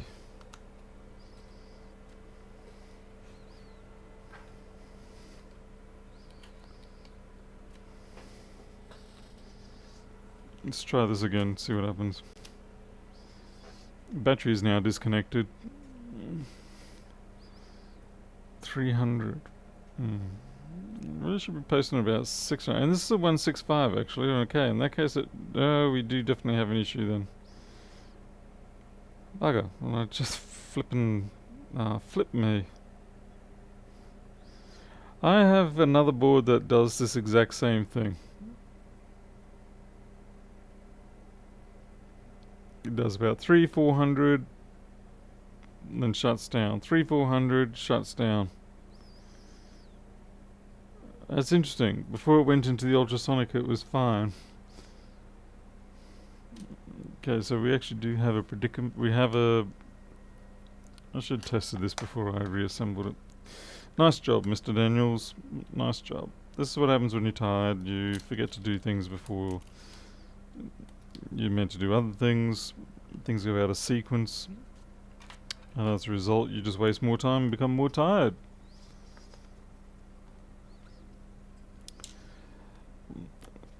I actually think it's going to be a resistor that hasn't got a proper footing on a pad, or it's going to be the SMC itself.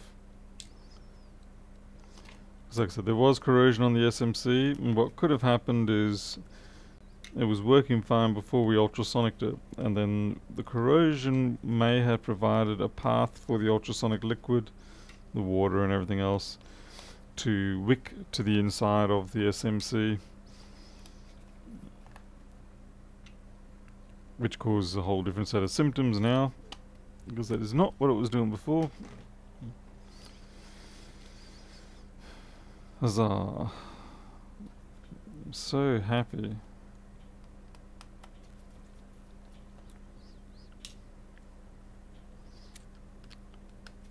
And this is why you never call a customer and say, your board is fixed, it's just going through the ultrasonic, and then you can come pick it up when it comes out and it's dried.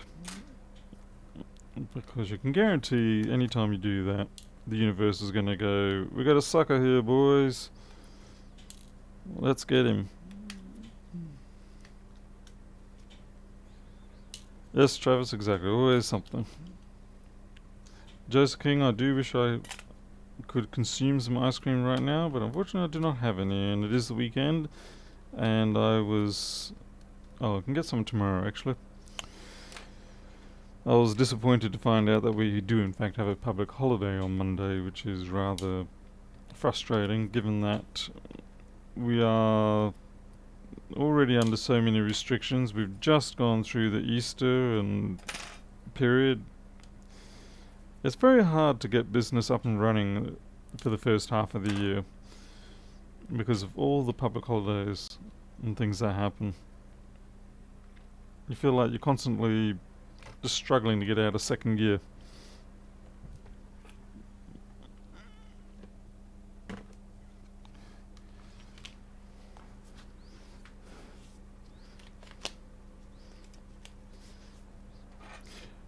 Well, I'm not sure heat to the SMC is going to fix it. I mean, it already has been through a process of heating. When it came out of the ultrasonic, it goes through the dryer, and the dryer is set at about 120. Hey, rescue! The public holiday, May Day. That's the one.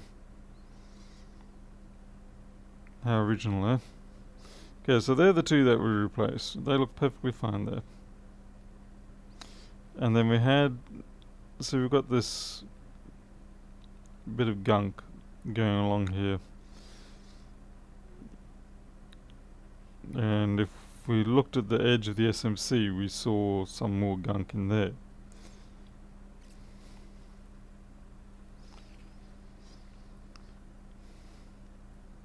Now this sort of problem where the 165 does this sort of boot cycling is unfortunately quite common, but I suspect it's a more generic symptom and the actual cause is rather dynamic. Interesting though, we've got a corrosion loss there, but this part here seems fine. Something to take note of though. So what I'm looking for at this point is to see if we're still going to focus on that SMC, but it's to see if there are any parts that may have either become dislodged or showing a particularly grey pad or anything like that. Something that the ultrasonic may have pushed over the limit.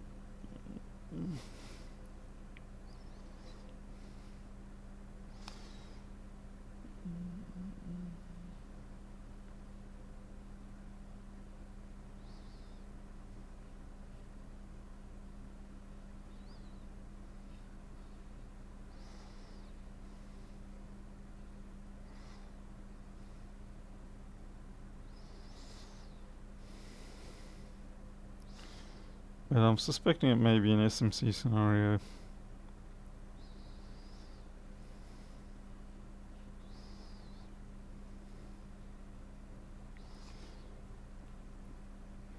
Normally I would try a few other options, but given that we did have the corrosion in that area, it does sort of... Well, this is the other one, but it's interesting that the corrosion didn't get...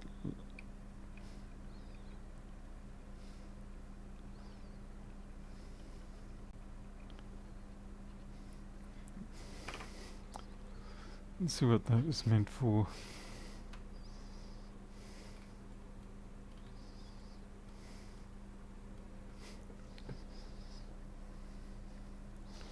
Pretty sure that's just a ground one. Yep, that's just ground. And Noel's not around, is he? Hey, Micromage. Hey, Zane.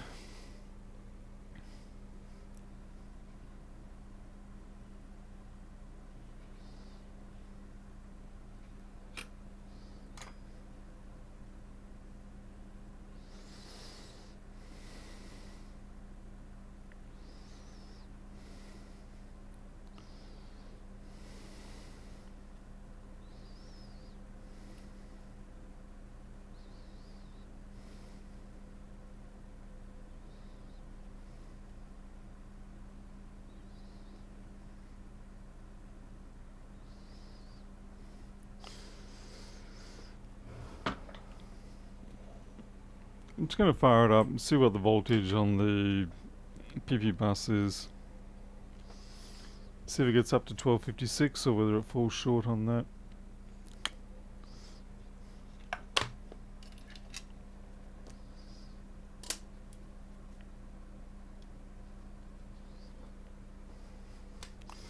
I'm kind of hoping it falls short, which would at least allow me to blame the SMC, potentially.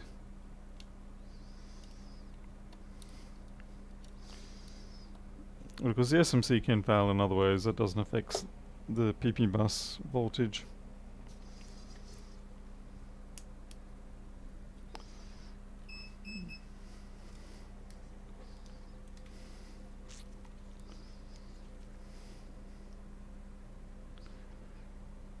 Nah, 8.6, it's pretty much smack on.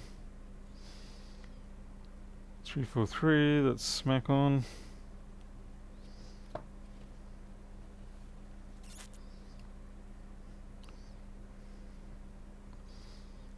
Three, dead on. Damn. It's probably going to behave now. Mind you, 400's a bit low.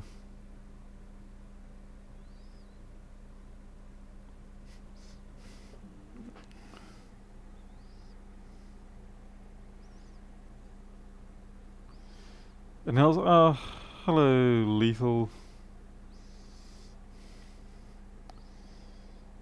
Yes, we do have our great concerns.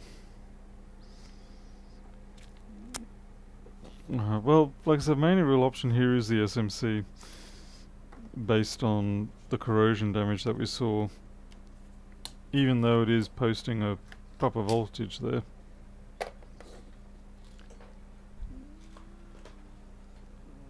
This is gonna suck as always.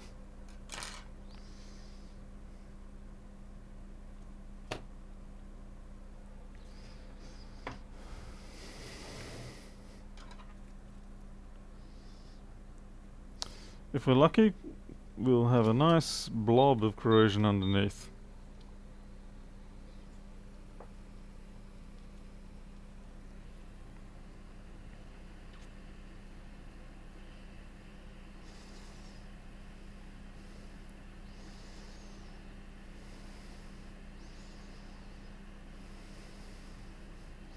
Bugger.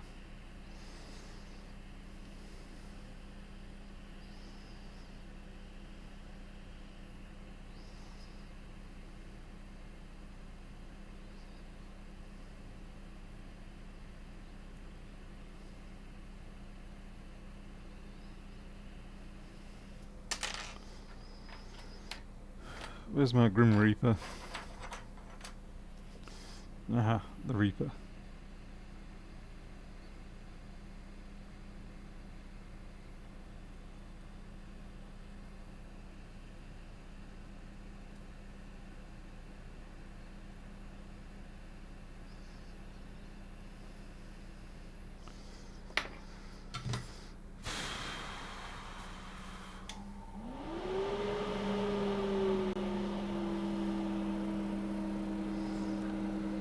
The lethal one, this one had corrosion in it, so I'm not so sure that reflow alone is going to do the trick, or whether it's even advisable.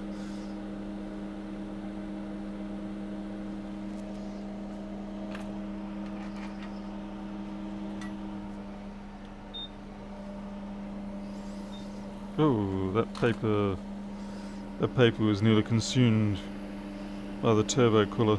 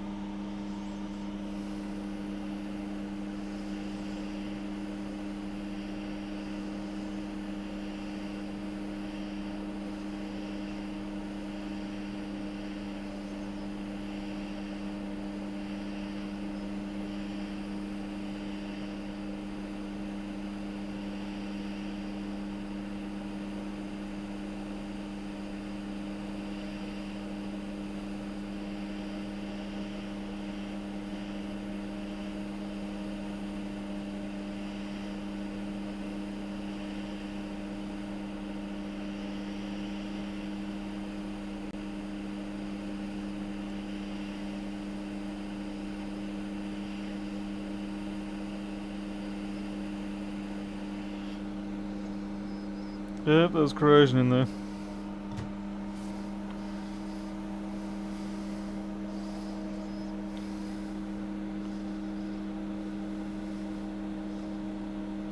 There we go.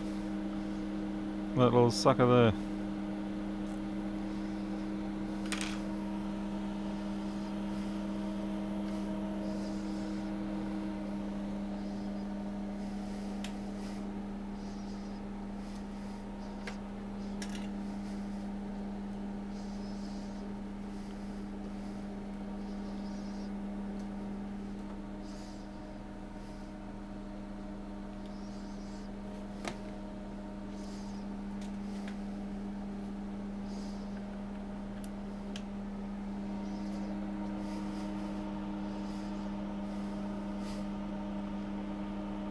Dave, now you can usually spot it pretty quickly because the way the reflections and everything show up, you can spot the oddity very fast.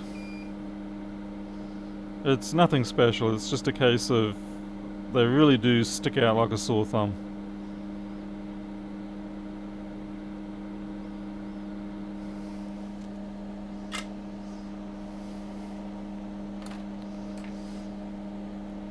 It helps a lot too when you're working under the optical microscope scenario, whereas everybody watching only has the monoscope digital version, which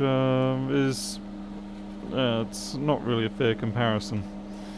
Which is why also that USB microscopes really they just can't live up to what the genuine stereoscope can give you.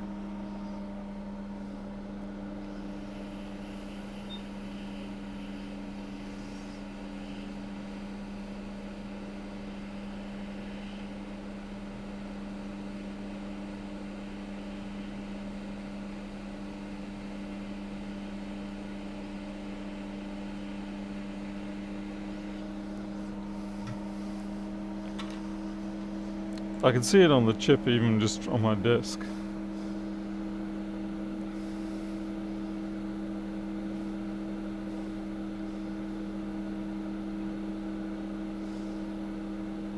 Yeah, maybe I can't.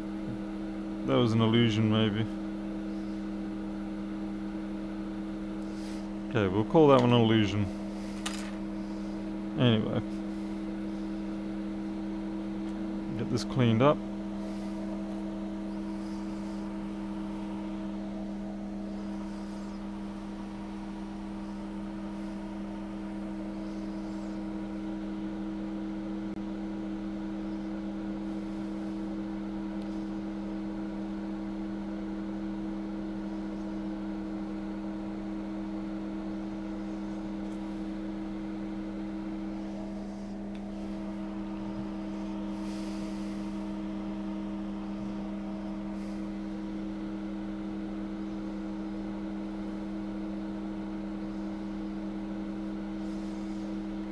Well, they look pretty now. Okay, we're going to throw this SMC probably in the bin. Yeah, it had corrosion on it. It goes in the bin. Stop. Try to convince myself then maybe I should wait just to confirm if the SMC fixes it. Yeah, so we've got, yep, another 165. Which means I'm going to have to order yet more again. I don't think I've got too many more of these left.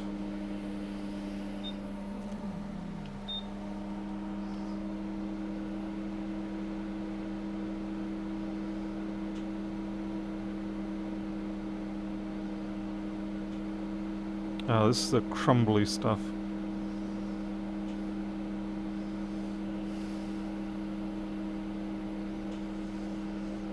I do wonder what makes the difference with this edge bonding. Some of them have got crumbly stuff, some have got really high temperature stuff, some of them just come off beautifully.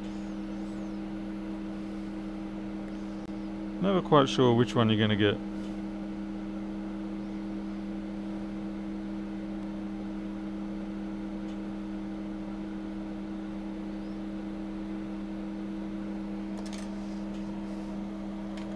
I'm definitely going to have to use the Grim Reaper here.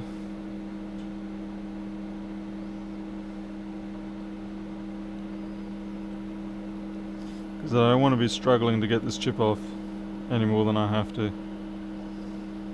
So the Grim Reaper just cuts away that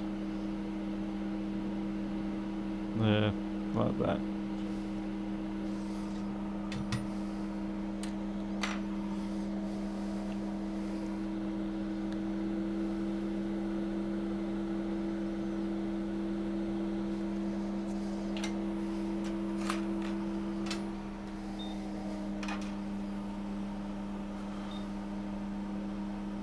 Why are you taking both off, not just the first one? Let's see. Jill, this one has to come off because this is going to be what replaces the other one.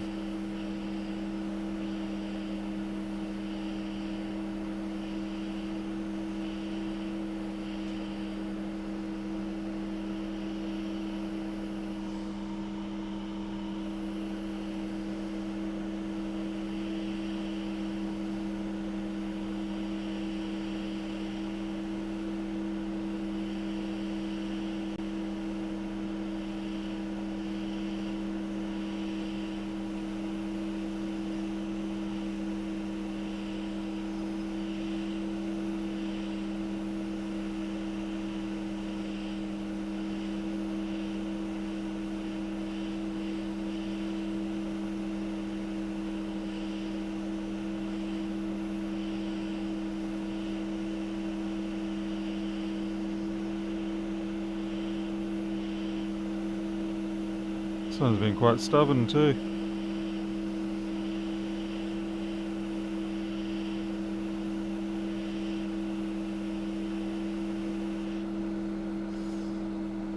It was particularly stubborn.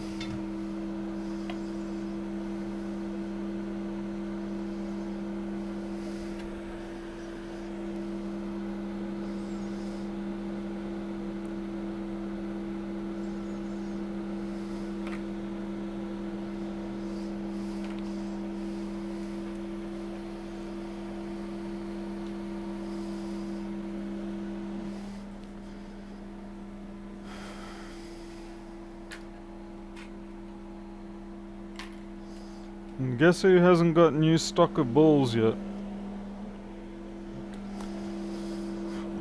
I'm still waiting for my order to arrive.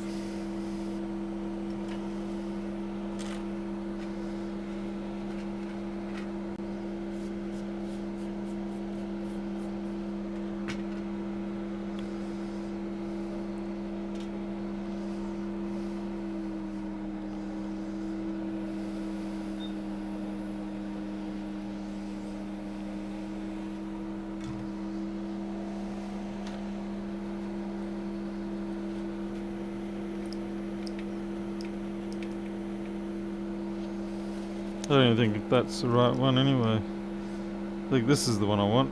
Yep.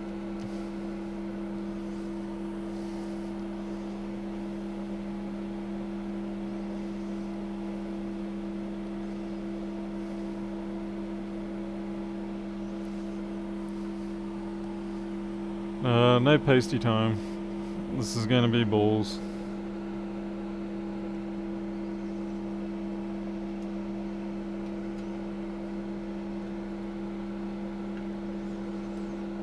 The first thing I have to do is clean up the chip at least. Give it half a chance of working.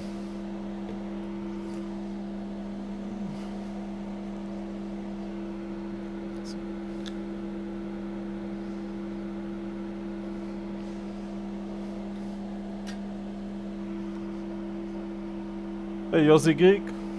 Oh well. I mean, I wouldn't say you're late. You arrived at precisely the time you intended.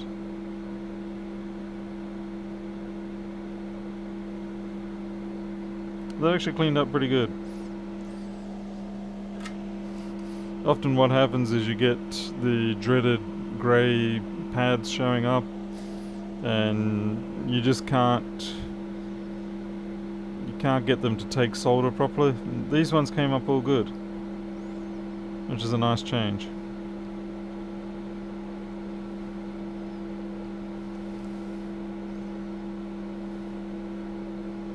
I mean, there's those two over here that look a little flat, but they're not a problem.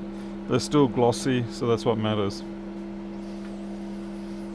Okay, so we take our chip away and we flush out all this as well as the chip itself. Make sure we've got no flux hanging around, because the flux is what causes a lot of the failures on reballing. I know it sounds counterintuitive, but the flux has a bad habit of bobbling against the chip, the stencil. And when it does that, it throws things out of flatness, and just basically it makes it harder for things to just stay a little steady while you're trying to get that reflow going.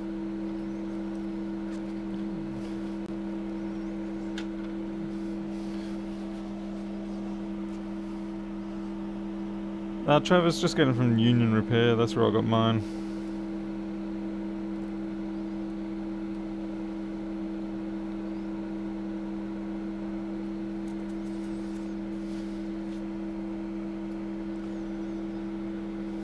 Still a little bit of flux on that chip. It's not actually that bad. It probably wouldn't hurt, but I will still take the moment to just wash it off if I can. Okay. And dry.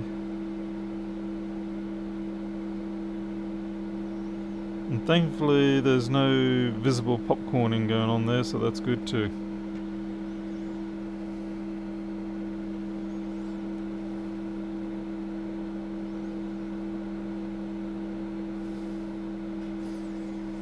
Alright. Normally I don't bother with the tape, but I will tonight. Just not quite feeling like I have the not feeling like I quite have the guru skills right now. Hell, I can't even find my 3/4 inch wide tape. That's a bad start.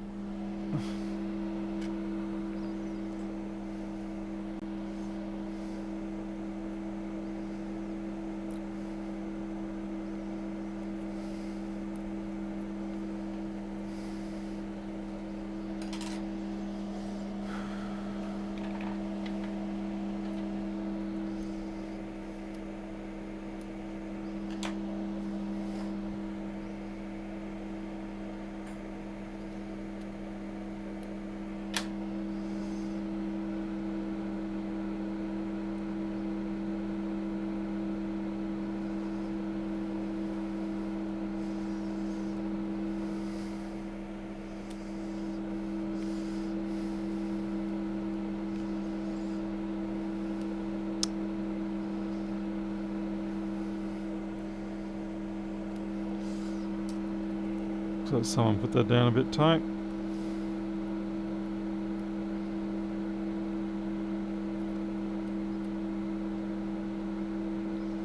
This is why I don't really care for tape much, because you sort of spend so much time fiddling and farting with it, trying to get it to sit right.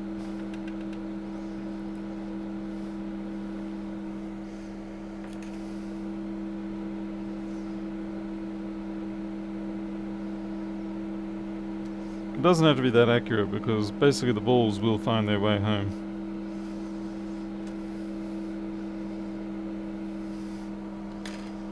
Okay, at this point I'm going to change my gloves,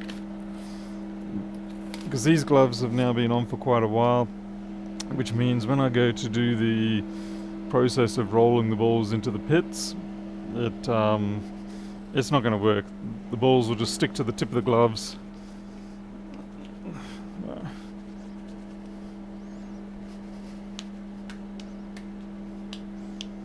So I'll try with some of these new micro-light gloves. These supposedly go on when your hands are a little bit wet, a lot easier.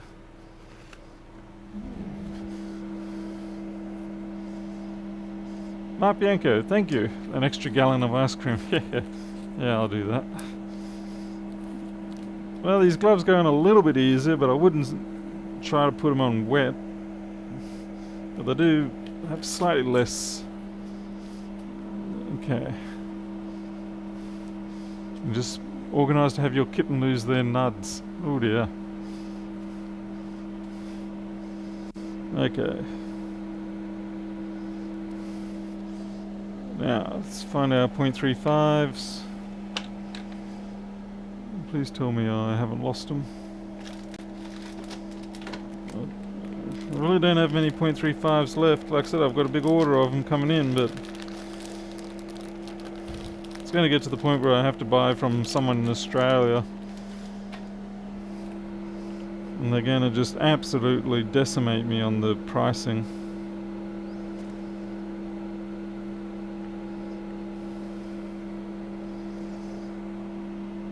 Not much left.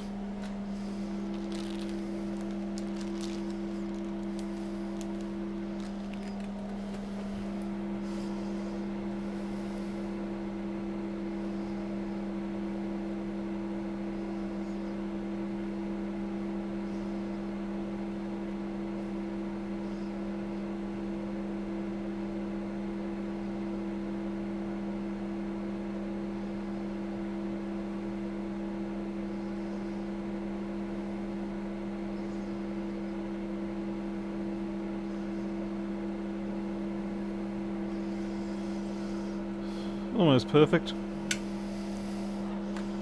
Just a couple that I've got to put in manually.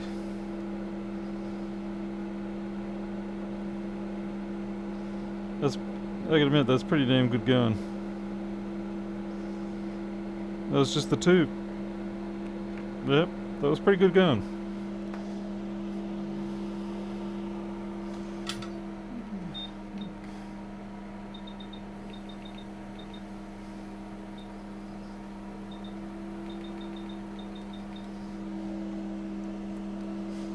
Okay, get my flux on standby. Okay, so here we go. Now we just heat them up till those balls start to deform so that they're not so spherical. And when they stop being spherical, they stop wiggling around quite as much, so that's what... You can see them changing shape there. It also gives a chance for the SMC to heat up and everything else. Alright. Should be pretty good. We'll lay it up with some flux. Make sure we don't get any jumpers like those two almost tried there. And then we come in with the proper heat. Let's see, we lost one ball there, I think. I can fix that up later, there's no point doing it now. That ball got carried away in the actual flux column that was touching the stencil.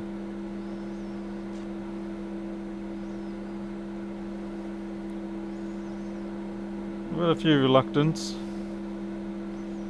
Actually a lot of reluctance. Maybe I need some more heat here. Just let it cool off for a bit.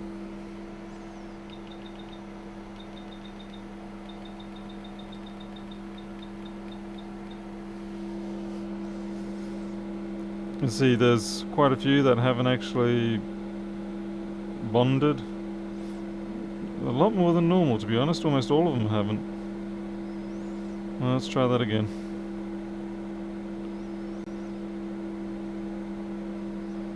So they're just not jumping onto the pads.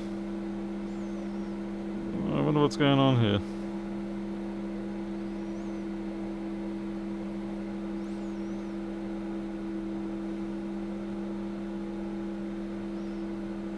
Yeah.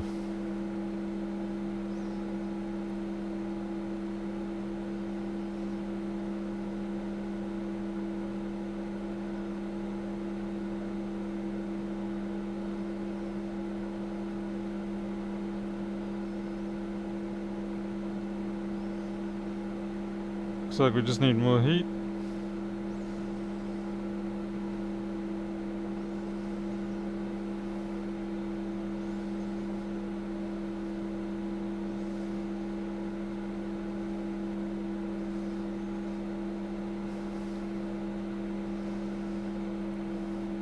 There's still quite a lot that are not jumping on there, and I'm not sure what's going on here.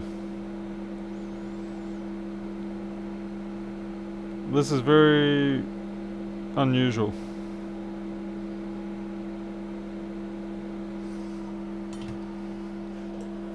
Very unusual.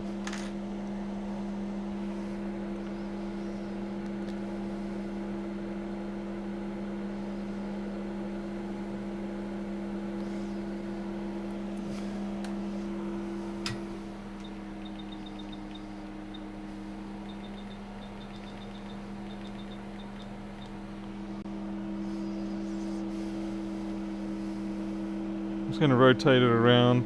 Maybe the airflow from a different direction might help.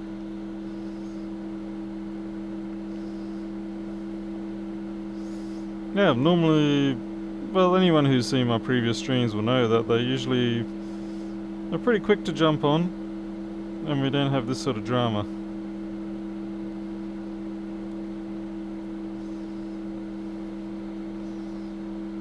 Wow, they're just leaping straight back off.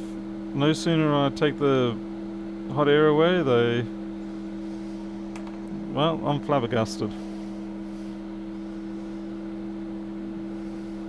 Because that's a lot of balls out of alignment.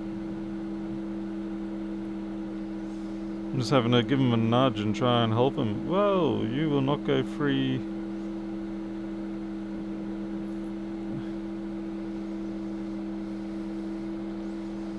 Now my biggest concern now is that I'm overheating the SMC. I think there's one there. Now of course some people will say, well, with paste you don't have this problem. But I figure no matter what route you take, you're going to run into issues sometimes like this. What's more important is handling them. Well, the pads shouldn't be contaminated because they were pretty good to start with, unless... Well, remember when I said that there was a little bit of flux still on the chip? Maybe when I cleaned the chip, or thought I cleaned it, I actually did in fact oxidize the pads. So, yeah, shoot. That's not what you want to happen. So yeah, maybe when I did that and we've got a ball there that's going to jump out. Yeah, I want to fix him before I actually take him out.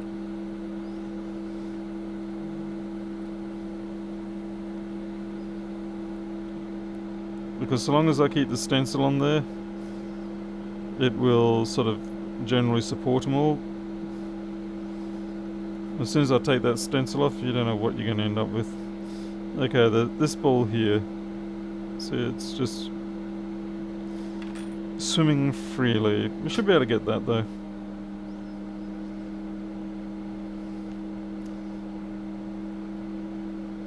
Yeah, that just sat straight back down.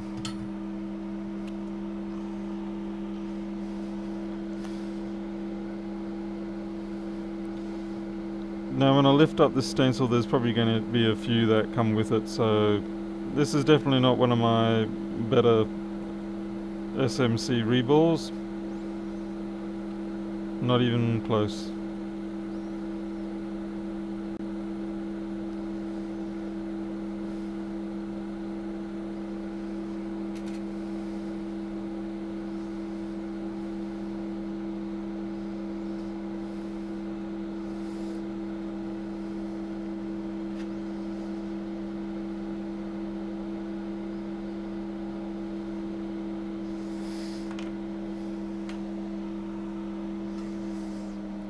Let's see how we're looking.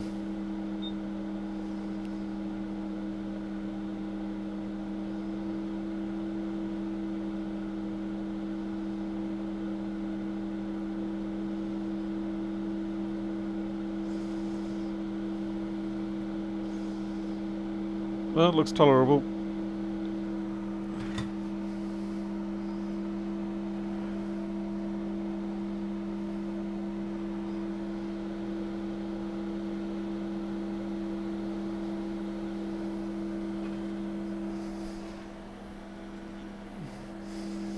All this, and we still don't really even know if it's even going to be successful at all.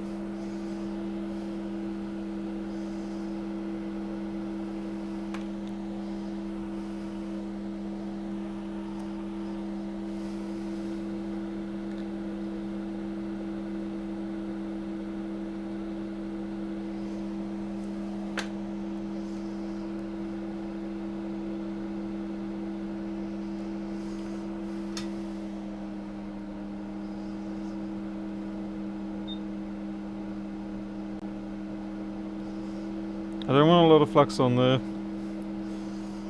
Just enough to cover it. Because there's still flux on the chip itself.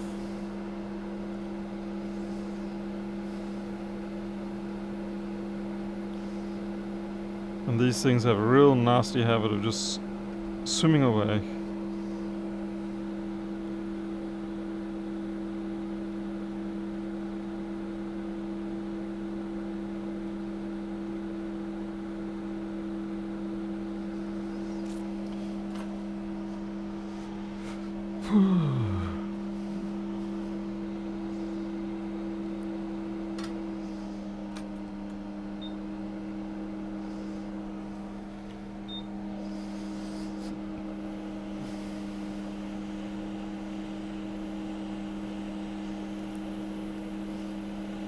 Yeah, if you put these things down on a massive bed of flux, more often than not they just float away like a wooden platform on top of a tidal wave.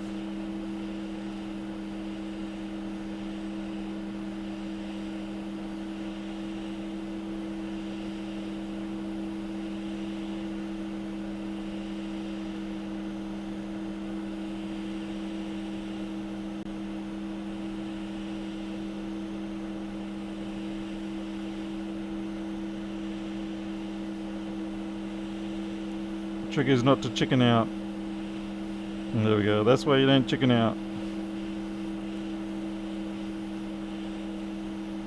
Yeah, that's good.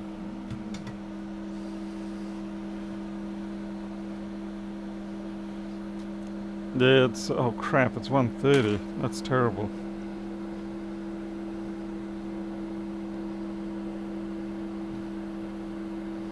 Yeah, there's a bit of edge bonding gunk there, but that's not a problem.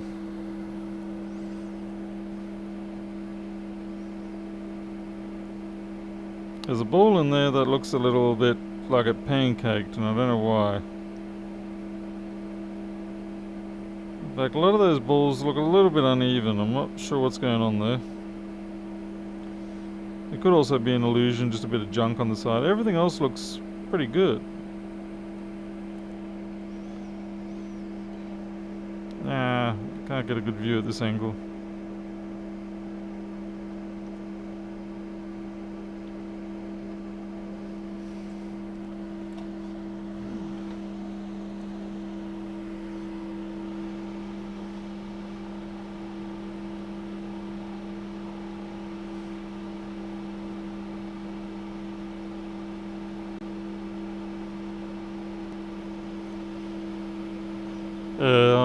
I'm a bit tired, that's what the problem is.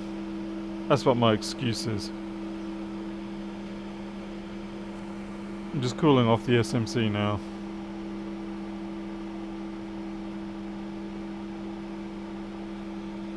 Alright. If this doesn't come good, then I am actually needing to go to sleep. I only got about 2.5 hours last night, so I do need to catch up somewhat.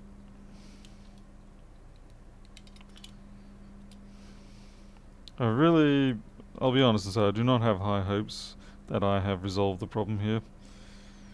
I believe this is going to be an intermittent bouncer, but we're giving it a go.